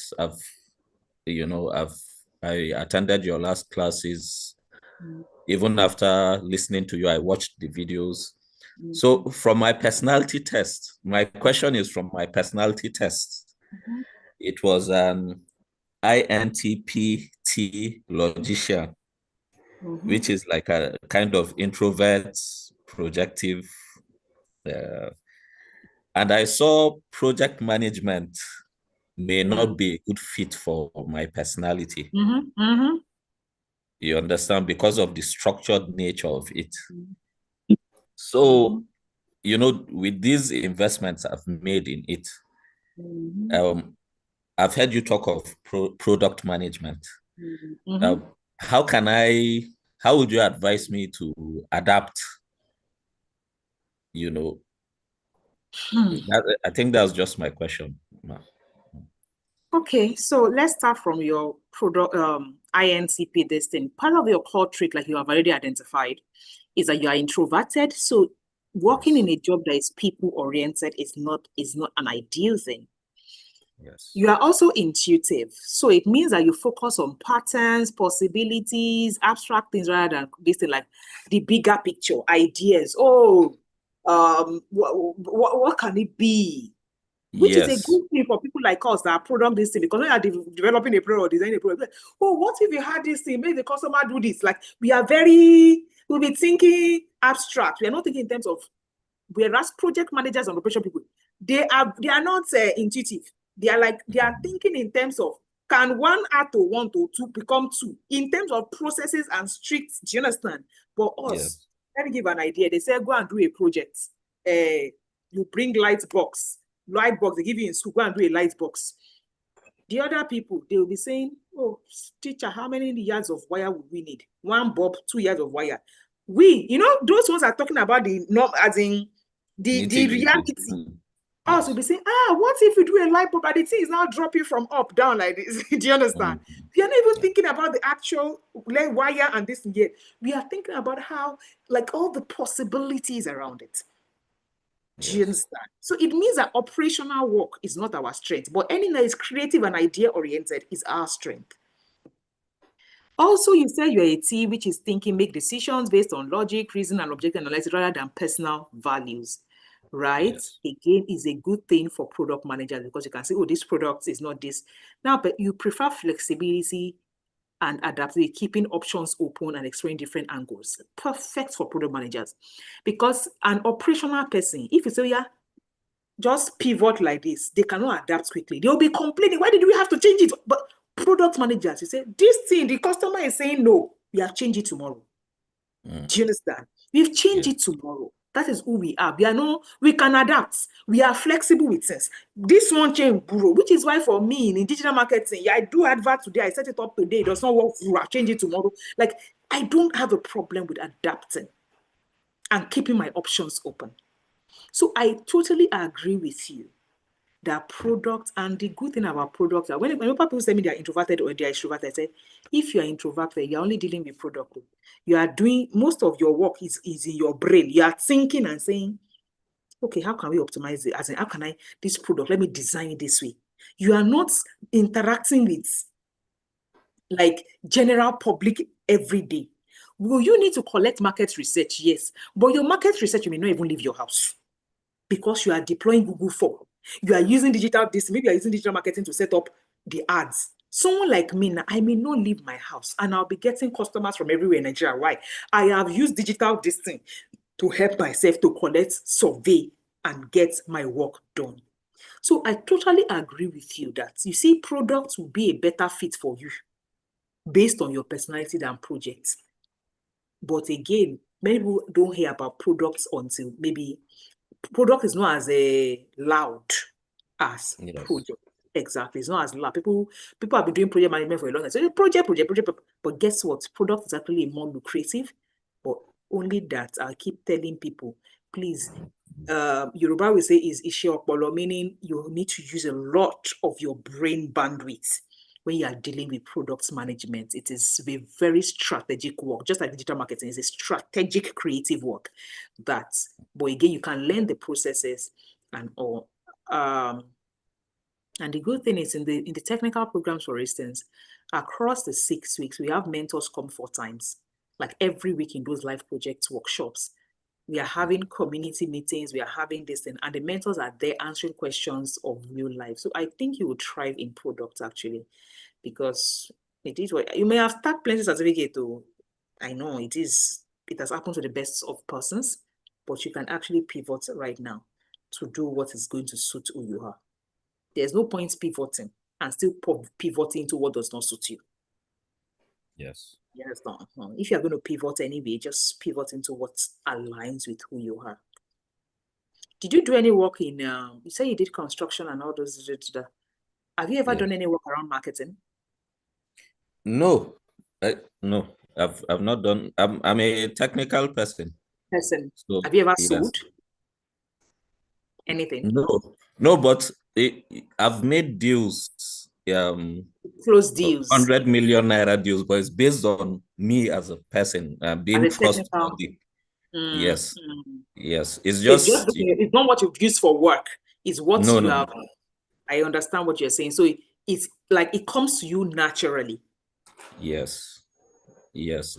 And most of the sales I've done, I would say, okay, I can say I've made a total of about sales of 300 million when it comes to land or property or services, but it's based on trust. But it's not based on me going out and looking for people. It's just someone who's this guy has done this job for a long time, and I heard he's good. Yes, so I get what you're saying. I get what you're saying. So not it's a not marketer. It's a default for you. Yes. And you seem to also like the logical thinker. So I think it makes sense. So someone like you, if you had to sell to someone, you will sell from a logical approach, not from a all the gimmicks kind of thing. Like you state why it is a sensible decision to take. Like and for that particular person. Yes, because it's all about tailoring my approach for that person. Listen. Not to do, I believe in being raw with someone and being straightforward. So that's my approach really. I get products will work for you because it's about logical thinking about things in the actual, it will work for you, honestly. You can just free the project management and just pivot into products, please. It will suit you. Yeah, that pivoting, how long would it take? Let me just let me I would say others to technically ask your you. head, look at this time frame of 6 months. That is from starting from the fundamental, which is a WFS, to the product management, which is 6 weeks, 6 weeks. The program is 6 weeks, 6 weeks. So the program is starting October 1 and to elapse on like middle of December, like for the learning. Right. So I would then say give yourself another couple of weeks, another 6 weeks. To the good thing about this offer is we have a mentorship bonus on it. So like right now, the people that took this offer in the last couple of months, earlier in the year, we put them in, they must have completed their program. We then put them in a mentorship club where we are giving them a 60-day prompts on how to set up, like how to land their first role in the thing they pivoted or they are, whatever it is they're doing. Some of them did not pivot, they're just trying to upgrade into. Why? What that has helped them do is because they're in a community of people that are trying to achieve similar goals, and we are supporting them by giving them resources. Like, let me say today, this is what you need to do specifically. Go and do this particular prompt. So it's like a 60 days challenge today this, midway 30 days, I come live and do like the most, 3 of the most active people in that mentorship program. I review their portfolio, meaning I review their CV, cover letter, LinkedIn cover, like I do it. And again, the mentorship club is totally free. Ordinarily, if you have someone had to pay for it to get into it, they will pay 500K. But I said for anybody who has taken the offer, it simply means that whichever way, they would have completed the program. Do you understand? And when they complete the program, it is easy for me to then get them through implementation of getting to the goal, which is why we then started the mentorship club for the first time this year. This is the first batch of the mentorship club bonus we're ever doing that is currently running for 60 days. Their 60 days will elapse beginning of maybe end of September or beginning of October. I can't remember. So the next mentorship will then start, I think, middle of January next year or thereabout, for anybody who gets into this program in this timeline, so that we are hoping that even if you don't get to implement yourself during November, at least you can join the mentorship club to then implement. But I think that mentorship club is only on the globally sought after, and the other one is not on the just the WFS, it's on the combined offer, meaning whether you take the like it's a combined offer, like it's not just on WFS, it is on the because we need you. The things I will need you to implement need you to have a combination of WFS and maybe GOP, or combination of WFS and a technical program to implement those strategies. So I would say give it 6 months from the point you start to learn to the point you get maybe into your first product management gig. Then you can then go and be upgrading to a higher thing later yourself. Okay.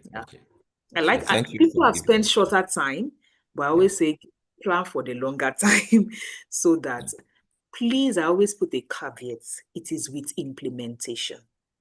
So you cannot calculate that somebody told you 6 months and you will buy the course and you don't implement it. Your 6 months is 6 months of learning and implementation, not 6 months in the day I purchased the course. It's different because people do it well.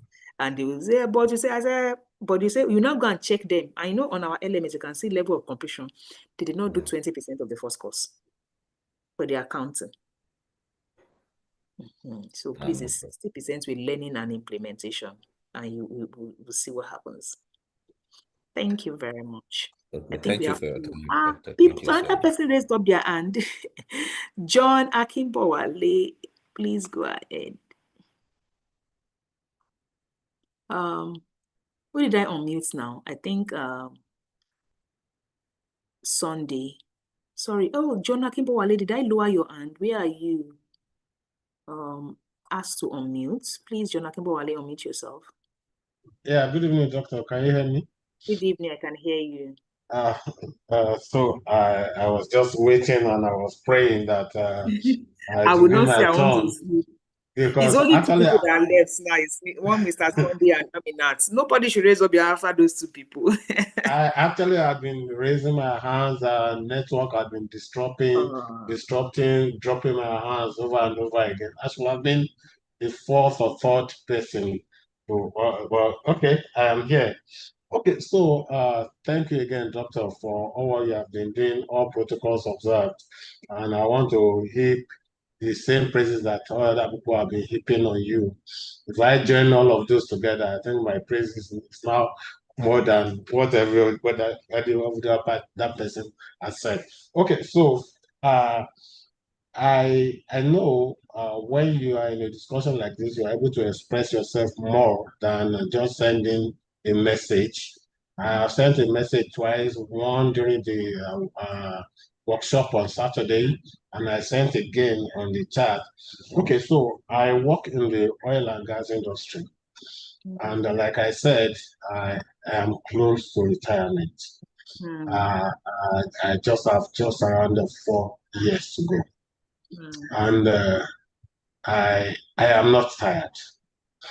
More so when there's still money there to be made, when I know I have family to sustain and I still have some things that we need money for.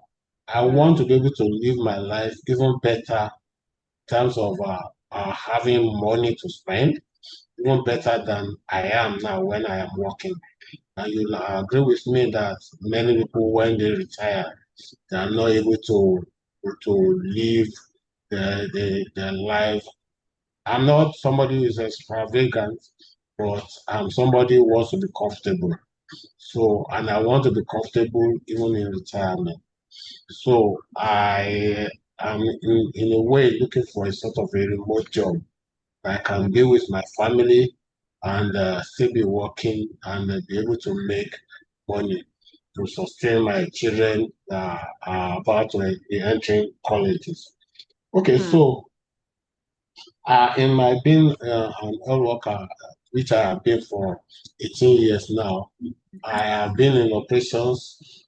I operate facilities where we process oil that's coming from the wellhead to where we're going to ship it to places. So then, in the course of this, I've been into a sort of a project management, not as a project manager, sort of, but I handle the project, and I think I'll call myself a project management coordinator because because that's what I was actually doing. I was not the one who was heading the management, but I was in the middle of it when the project was launched. Then I coordinated that project for 8 years, and in coordinating it, managing it, I will still launched another project another part of that project, which I was the one who coordinated. I did all the snaking and all the stakeholders engagement, all the change management. So, and all this is telling me that if I go into okay, let me not just say what I would love to go into. I think as you have explained about product management, I am not caught out for project management. I can't be pursuing people all over the place. But I think project management may be okay for me. Or let me just ask, what do you think will really suit me? I want to be able to work internationally. Presently, my family is there in Canada. I am here in Nigeria, still hustling. Today, I have to wait back. I was on the boat ride for about 6 hours. I came to my location here just about 7:30, and I said I must wait for this train, for this question and answer, so I can talk to you. Okay, so I want to be able to get something in 2 years. Although my work is tedious, and that's why I've been thinking of how I'm going to manage it with my work. Yes. My work is tedious. By the time I begin work tomorrow now, it's going to be a lot. I'm thinking, but I'm going to be available from mid-December now till January, end of January. That's when I'm going to have my annual vacation. I'm going to be available for all the trainings.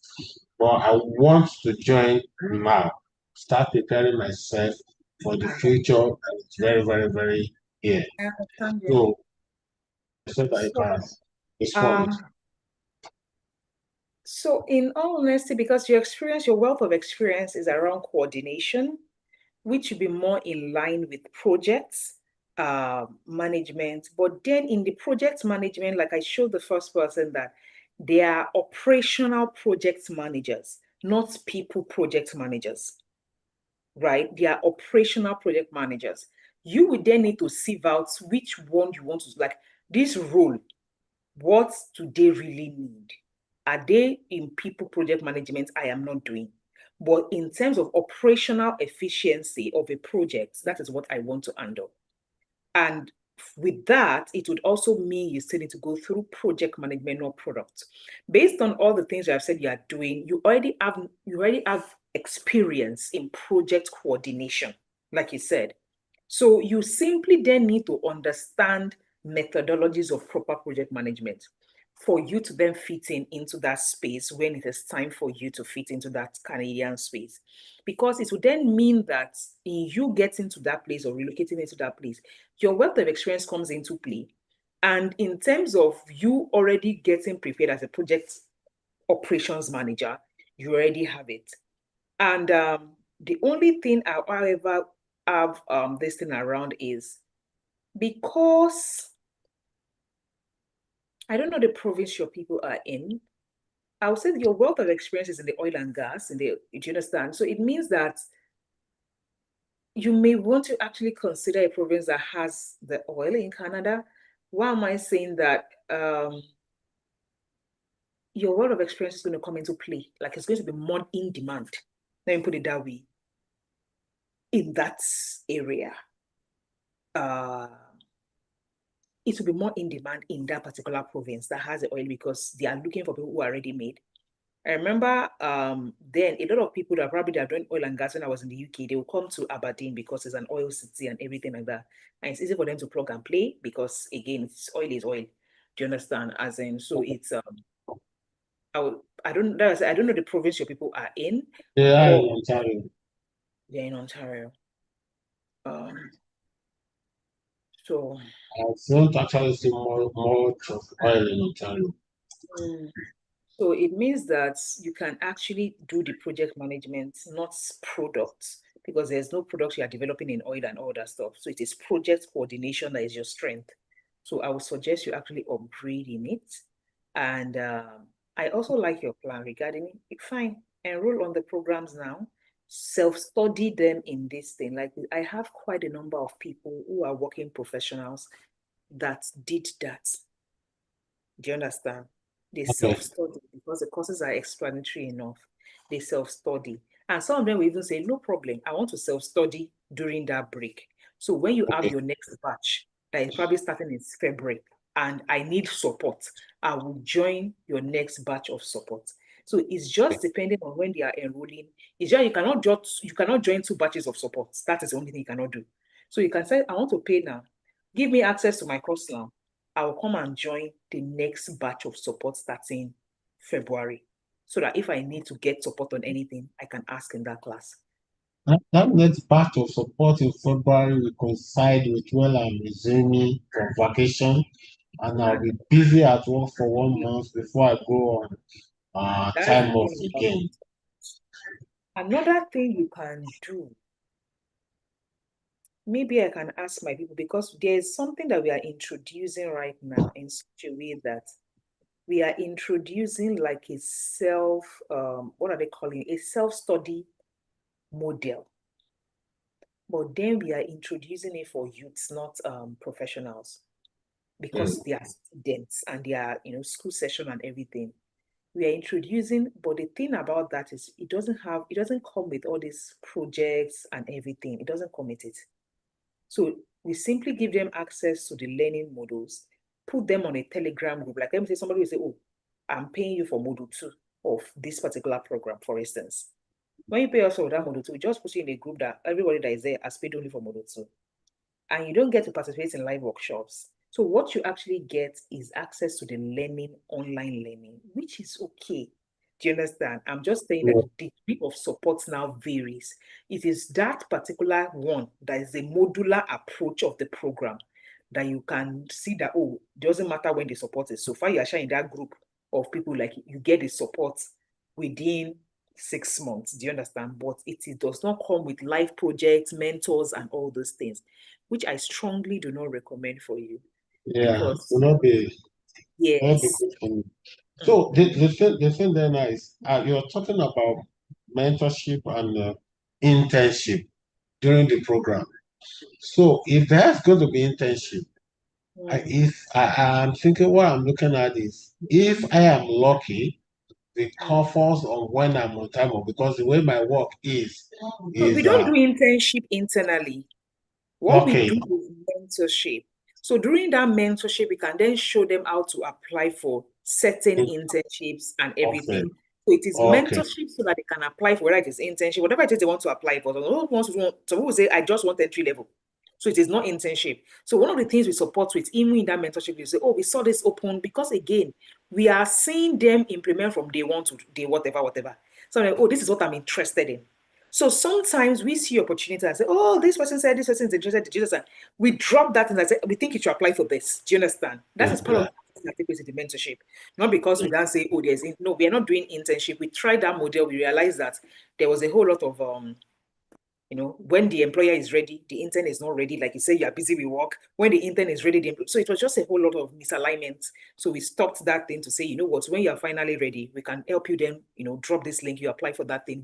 Because that will be the one that is currently open that you can apply for. Not that we are trying to match you ahead and it doesn't just work again. So that's what we then did in terms of then dropping the links of the ones that are currently open. When you are ready, you go there and go get it done yourself. But okay, so when you say the workshop is going to start for this year, if I enroll in the October technical school is starting November 15 or 16 there-ish.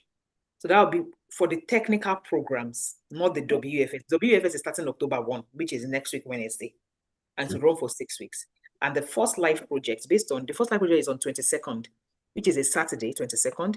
The second live project is on November 5, a Saturday. That's 2 weeks after the first live workshop. So it is third week of Saturday, fifth week of Saturday, which is 2 live workshops for WFS. What time of the day would they be? 3 to 5 in the evening. 3? 3 to 6 p.m. in the evening. That's when we do it. That's where my conflict is. If it were to be when I'm at home, I will have had all day. Well, for the next 3 weeks, I'm stuck here at work, and the time I can be free is 6 o'clock, and that's the time it's going to be ending. That's the thing. 3 weeks is like, okay, maybe I should share my screen with you. Like, it will not happen until after 3 weeks, the very first one. Okay. You understand? It is until after 3 weeks. So there is a calendar on the page for WFS. You can go to the calendar aspect where we say the dates you should know, because we work with a lot of busy people. So even before people enroll on the sales page, we tell you the dates. These are the dates you should know. Go and check your calendar. If it is something that it's free on your calendar, we do it like on the sales page. So if you get to this sales page, I'm trying to go to where the calendar dates you should know. This is it on my screen. So this particular date, you say that we are onboarding you on October 1, 3 to 6. Okay. You can watch the replay even if you are not there. We just give you a YouTube link. You watch the onboarding. Is how the program works. That's onboarding, October 1. Now, October 22, which is 3 weeks from October 1, is the first live workshop. Do you understand? 3 to 6. The second live workshop is November 5, 3 to 6, which is 2 weeks after that one. So if you say you are coming back in like 3 weeks, there's a high chance that you might catch this one. But you may not catch November 5 soon. Then the offboarding is November 12, like bye-bye. So these are the 2 live workshops that you then need to consider for WFS. But for technical school, there are always 4 live workshops because it is a technical program. We bring mentors every week after the offboarding because they need to practice the technical aspect more. So we'll keep giving them case scenarios in week 1, as in, when I say week 1, like second Saturday, third Saturday, fourth Saturday, fifth. So throughout a technical program, there are 4 times the mentor is coming and there are 4 case scenario Saturdays. Because it's a technical program that needs, more intense applications. It's an we need you to apply what you are learning. And that is what the live workshops are about. But the courses itself is self-study, meaning you can be watching it when you place. So it is the practical aspect of it. Of the days you have on the calendar here, I'm just available fully on the November 5th one. October 1, October 22, I'm stuck here I'm available on October 22 and November 5. October that is 1 only and 2 November days 12. I need you to be available. Oh, 22 and 5. Yes. Oh, good. Because this one is onboarding, meaning you come, we say, welcome to this program. This is how the program works, which you can rewatch.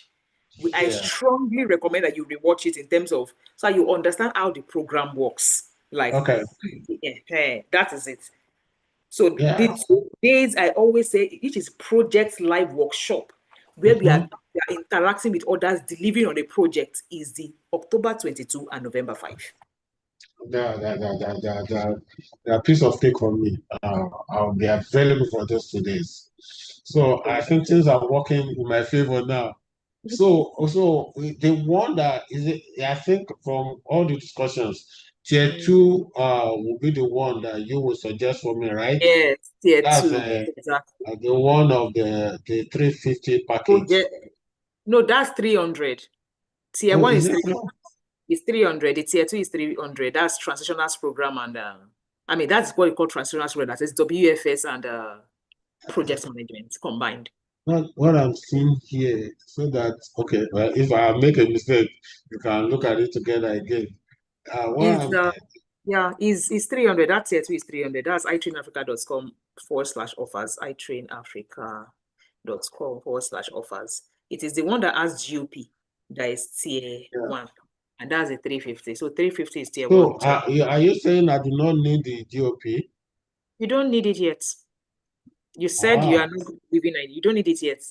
You need to just do your transitioning first. Learn your transitioning first. You don't need it. So if I now need GOP, does it mean I'm going to be paying for it again? Yes, you now pay for it separately. Oh, then how much am I going to pay? What if I pay because the one that has GOP, the one that has GOP is 350. Yes. So the one that has GOP is 350. The one that doesn't have it is 300. So what I'm saying is, yes, but there are 2 programs in each of them. So like somebody now paid us for the 3 programs at, is it 500 or 550? As I was talking in this thing, that one is called a complete globally sought after. Someone has paid that like now. That is a 550. It's comprised of the 3 programs, but it's not taking the 3 programs as a stretch. It's paying for the offer at a stretch. So it means that he will go and take his GOP later, but he has already paid for it now. Do you understand? Okay. So if I pay 300 now, how much am I going to be paying for the GOP later? I think 250. Wow. Oh, but the GOP is the one that's going to come last. That's what you're saying. Yes, the last one. Okay. All right. So 300 at first. So we go for that. Then I will enroll for that and hope to start and start. Not hoping to start and start. Then we take it from there. Yeah. Thank you so much, Doctor. I really appreciate your explanation. Now we have one more person. Oh, wow. It's so late. No, somebody raise up your hand again. No, we cannot do that.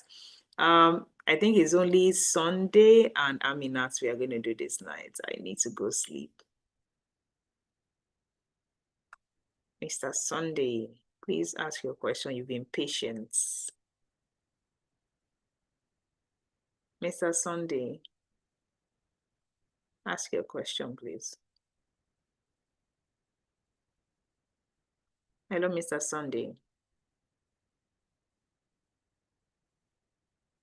Mr. Sunday, you're not unmuting yourself. I'm asking you to unmute. Are you still here? Okay, Aminat, please unmute yourself. Good evening. Thanks for your patience. It's been a very, very enlightening moment for me. I really appreciate you. Thank you so much, Greta Kokite.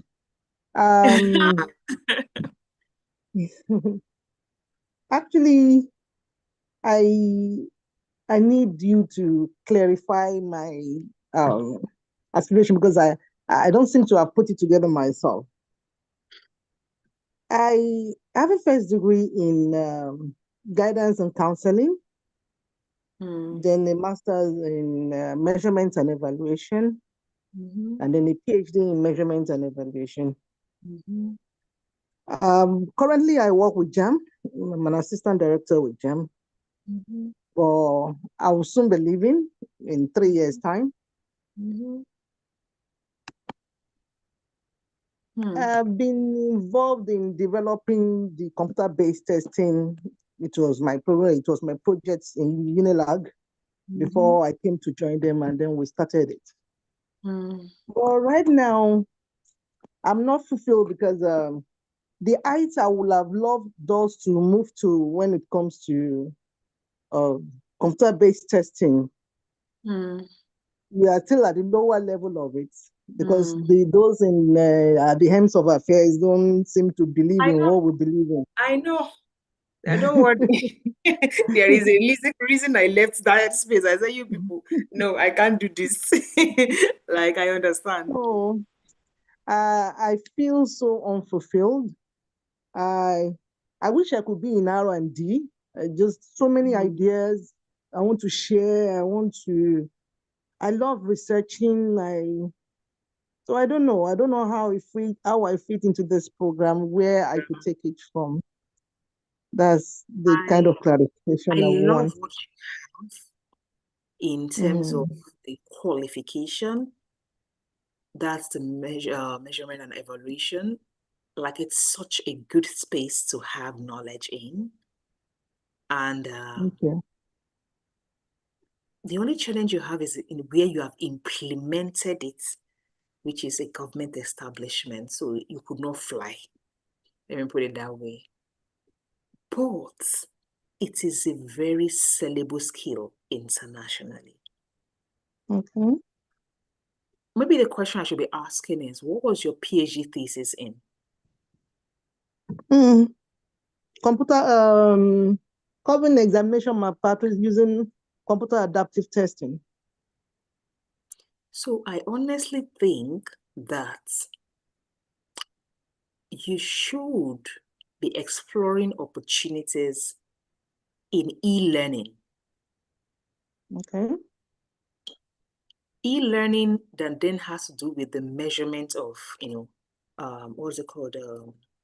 Learner, like, understanding learner aggregation and all that stuff. You may be exploring opportunities in e-learning, especially because of the projects you have. Now,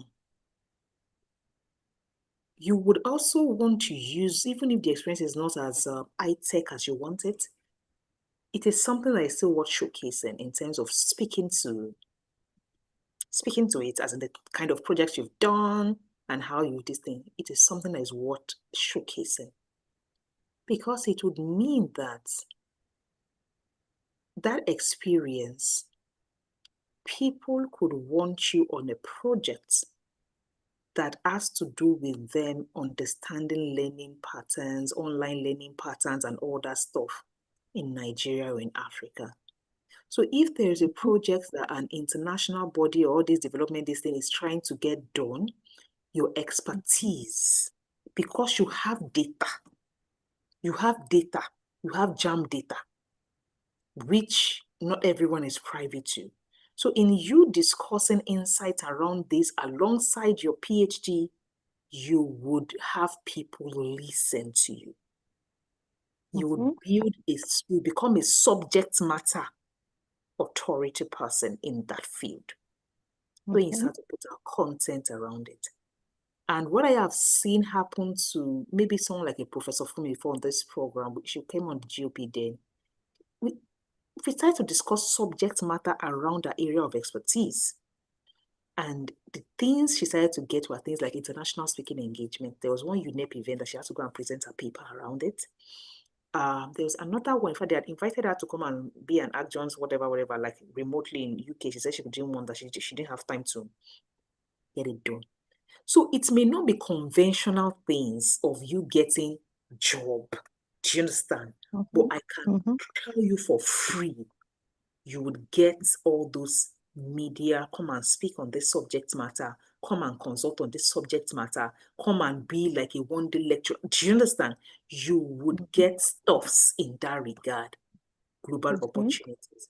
But in terms of job in itself, you may have to do an upgrade in whatever you learned in school to implement it in a space that is more advanced for you to then step up into that thing. So one way to do this would be to get other global opportunities to build thought leadership and start to earn when you are done in that space from that thought leadership. Start to earn from speaking or designing learning this thing like as a project, like all these short, small-term contracts projects. Say, oh, join us on this thing, design this thing, collect your money and go.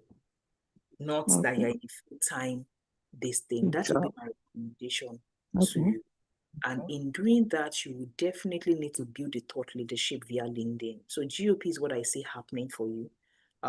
Very certain. GOP is what you probably need to get on and start discussing your experience over the years to get a certain kind of global opportunities, not necessarily job. Yeah. Okay. All right. Thank you. And when is that happening? GOP starts in on November 8th. November 7th. GOP starts on November 7th. Again, because you're not trying to look for a job-ish, right? So the WFS may not be a thing. But I have recommended that same thing to some people sometimes. I say, oh, just get on GOP and you may not need WFS. And they get on GOP, and I realize that when they start getting opportunities to certain things or places, they have to come back and take GOP. I mean, WFS. WFS. What do I say so? The opportunities they get then need them to have those remote work skills. It has happened a lot for a lot of my clients. They come back, they've taken GOP, they'll come back and take WFS. I can count several of them. Like on the WFS sales page, Ijeoma that is there, she took GOP, she came out with the WFS. Dr. Charles is 32 years oil and gas. He took GOP, came out with the WFS. Why? He got the opportunity and realized that I need to upgrade my workplace skills because the world has advanced. And I need this remote workplace skills, even if I'm not doing remote work. It's just what it is. It's like a fundamental workplace skill. So even if you may not need it to attract the opportunity, you may need it to implement the opportunities. Do you understand? So it is what it is. So you may actually take GOP first and take WFS after it, meaning you pay for the first offer. You start with GOP on November this thing and say, oh, my WFS will now join the next version of WFS. It doesn't matter. Or I will join WFS starting October 1, first take it and start GOP in November. Whichever way, you would need the WFS knowledge when opportunities starts to flow. Because you need the knowledge. Yeah. So the order in which you now take it is dependent on you. Like, do you want to take the WFS before? Or do you want to take it after you complete that one? It's all right. Thank you so much. I think I'm also in Abuja, so I want to attend the. Please come. We are like, in fact, we've been trying to send emails to people. Our email, this thing had a problem. Our email, whatever, has had a problem all week, and we are trying to solve it. Hopefully, we can sort it by tomorrow or this night or whatever, and we can start sending email. We sent out an email about it like 2 weeks ago, and that is how we got like 40 plus alumni saying they want to volunteer for the thing. So, like, in fact, we have a group for them now, but we actually want a lot of people to show up on site, apart from actually even volunteering, show up and come to the event. I think this is the first time I'm going to be physically present this is the first time we are going like on site to do anything. We are always like online this thing, but I think we want to change our video and start doing some on-site activities. I'll be glad to be part of it.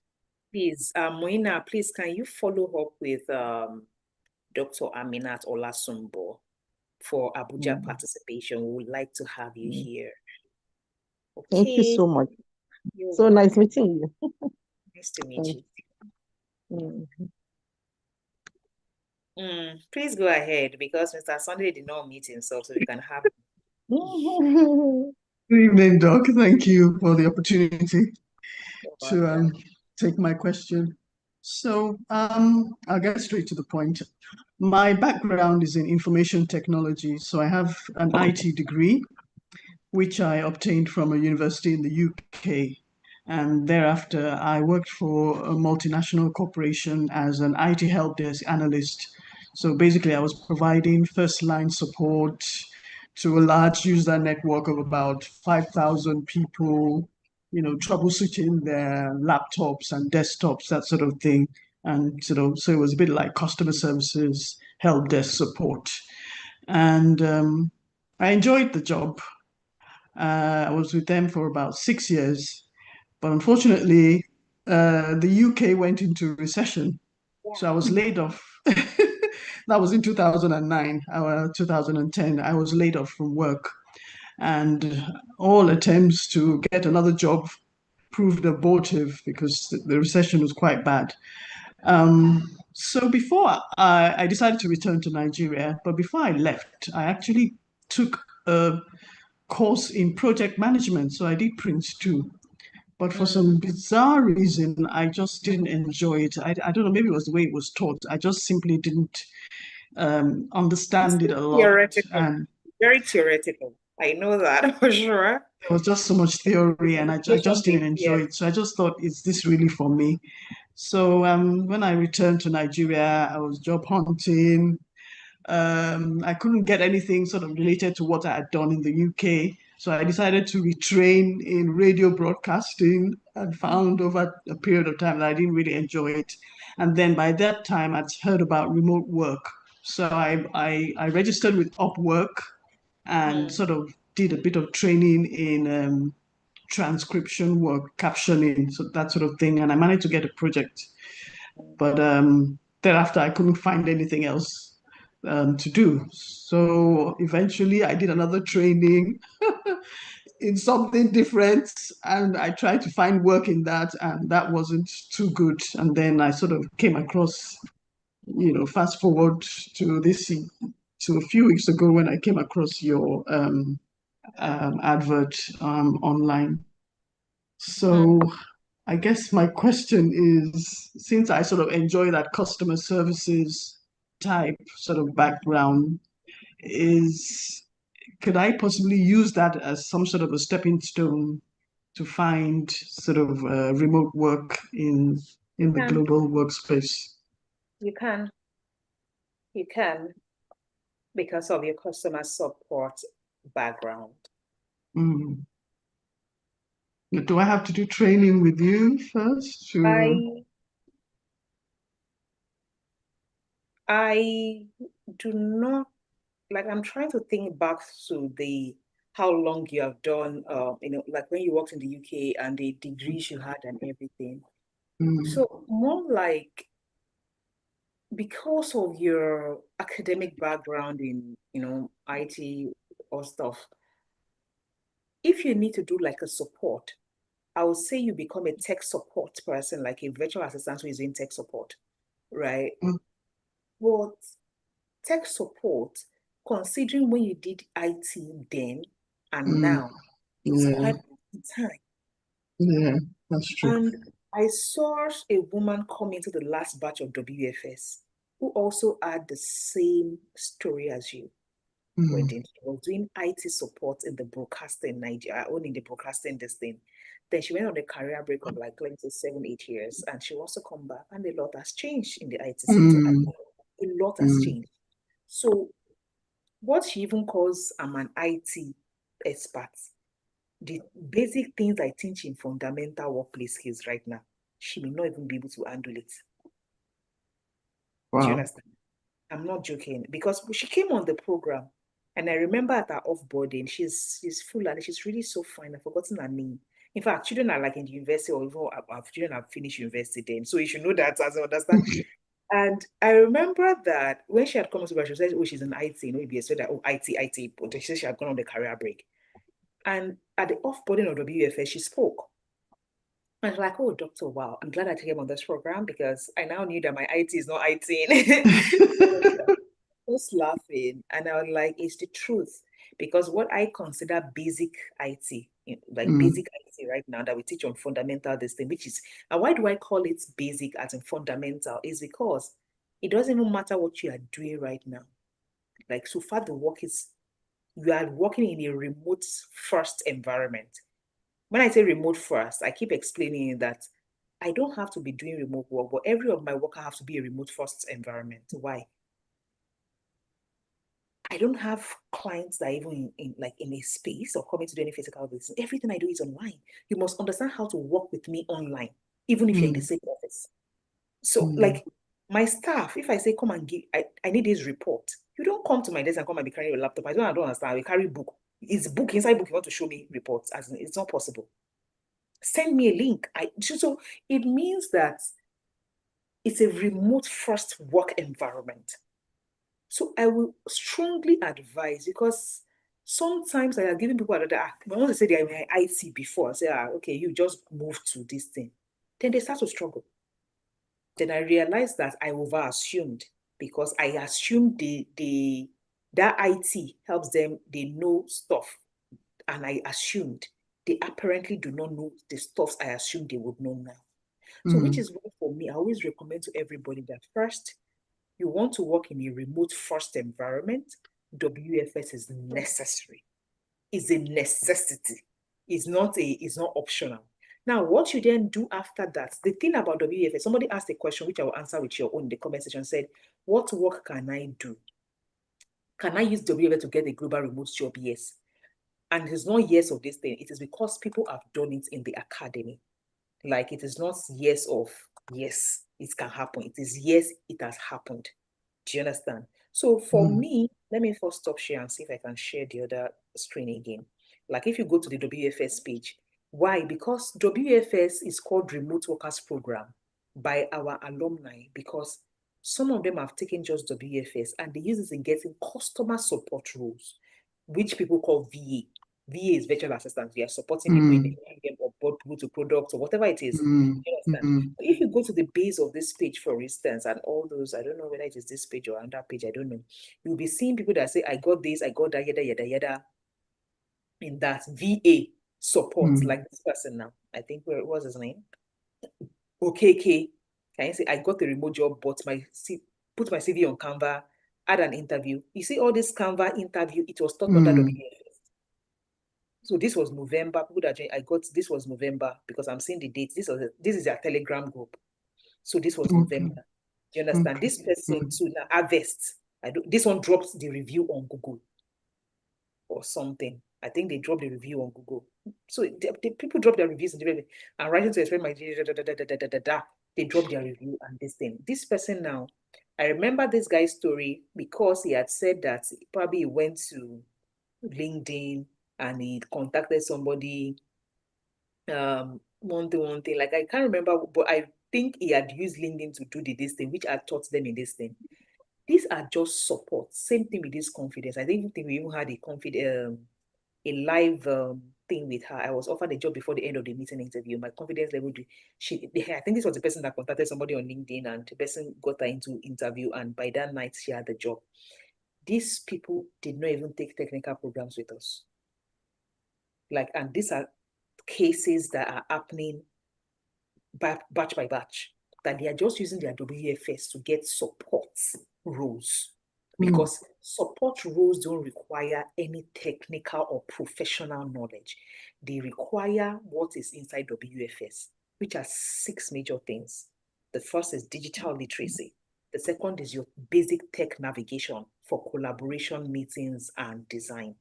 So in module 3, for instance, we teach 3 basic work technical tools. Miro for cross collaboration, Zoom meetings for, those are the things you need in any remote work settings. And we teach Canva, which I call the almighty Canva. You cannot be in a workspace and not be able to navigate Canva for various things, from proposals to this and that.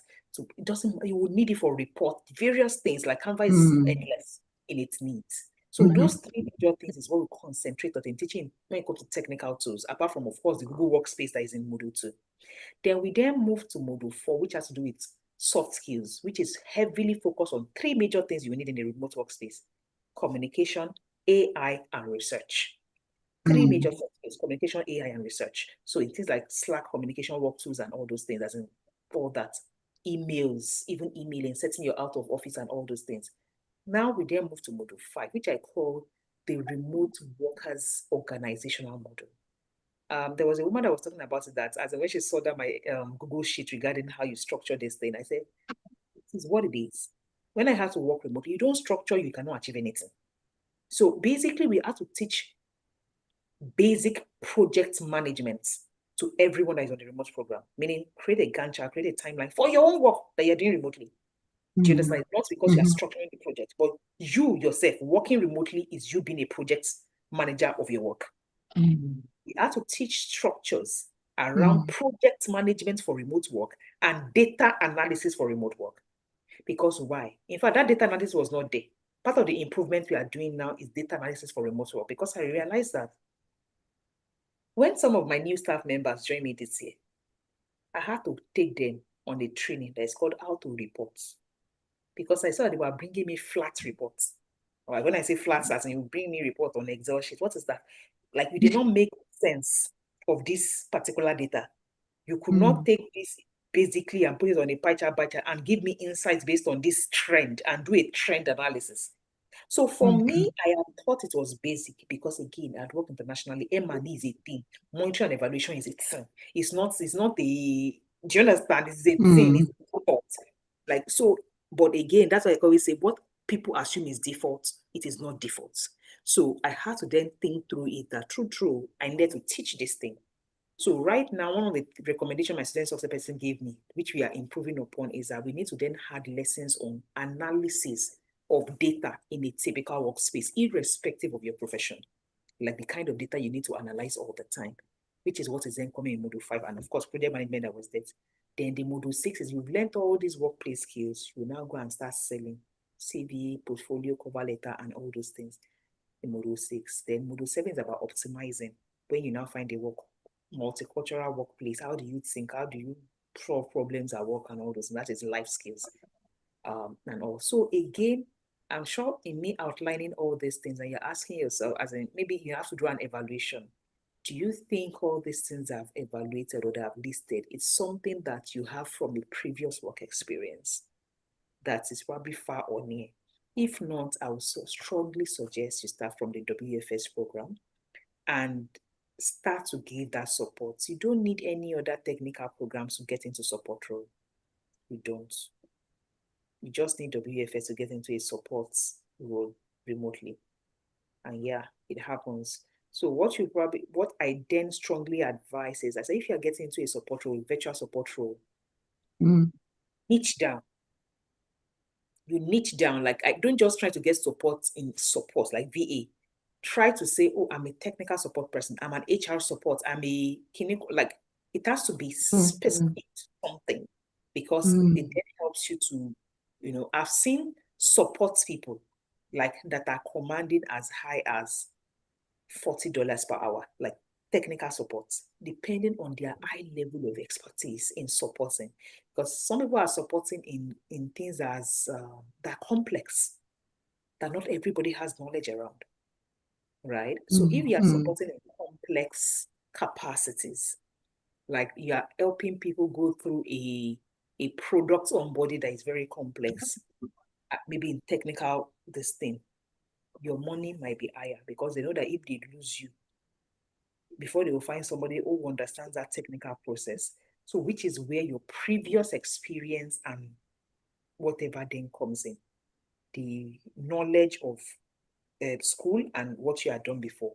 Look at the things you had done in that area before, and use it to niche down in your technical support.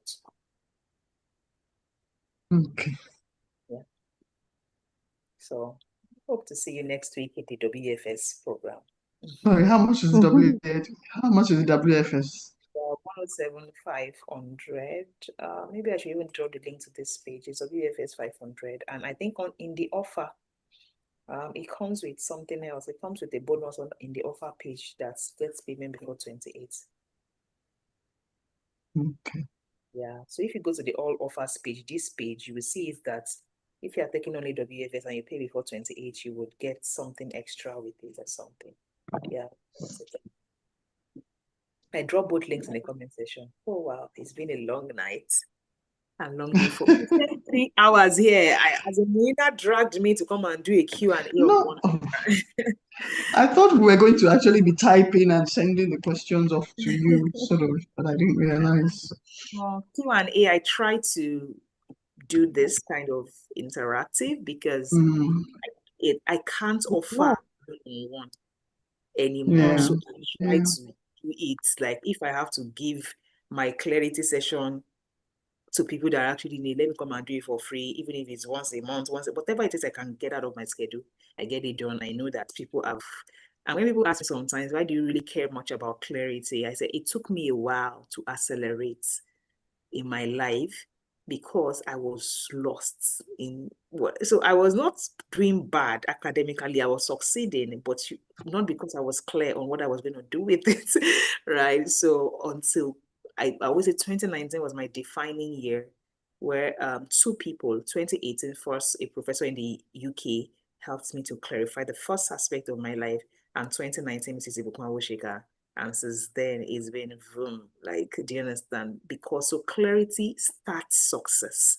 When you are clear, you know exactly where you're going. There's something I always say. I say, no matter how fast you race in the wrong direction, you would never arrive at your destination. Like, no matter how fast you race in the wrong direction, it's like you going to say you are going to Ibadan, but you now take a Formula One, start racing to Abeokuta. If you like, get there in record time of 180 kilometers per hour, that is still not your destination.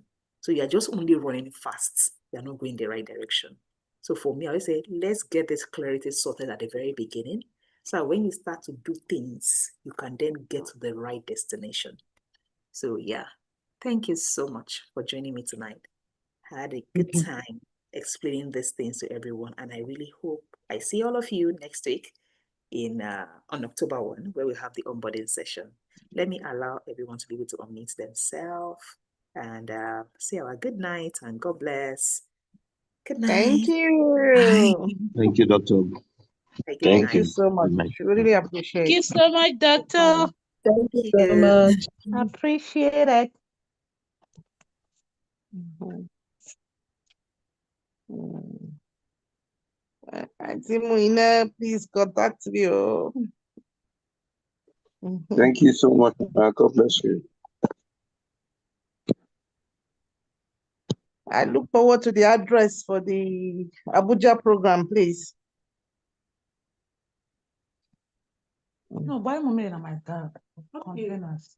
Enough water. I take so much water.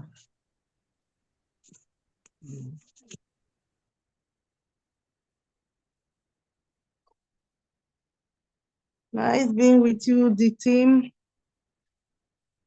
Hope to see you all soon. Mr.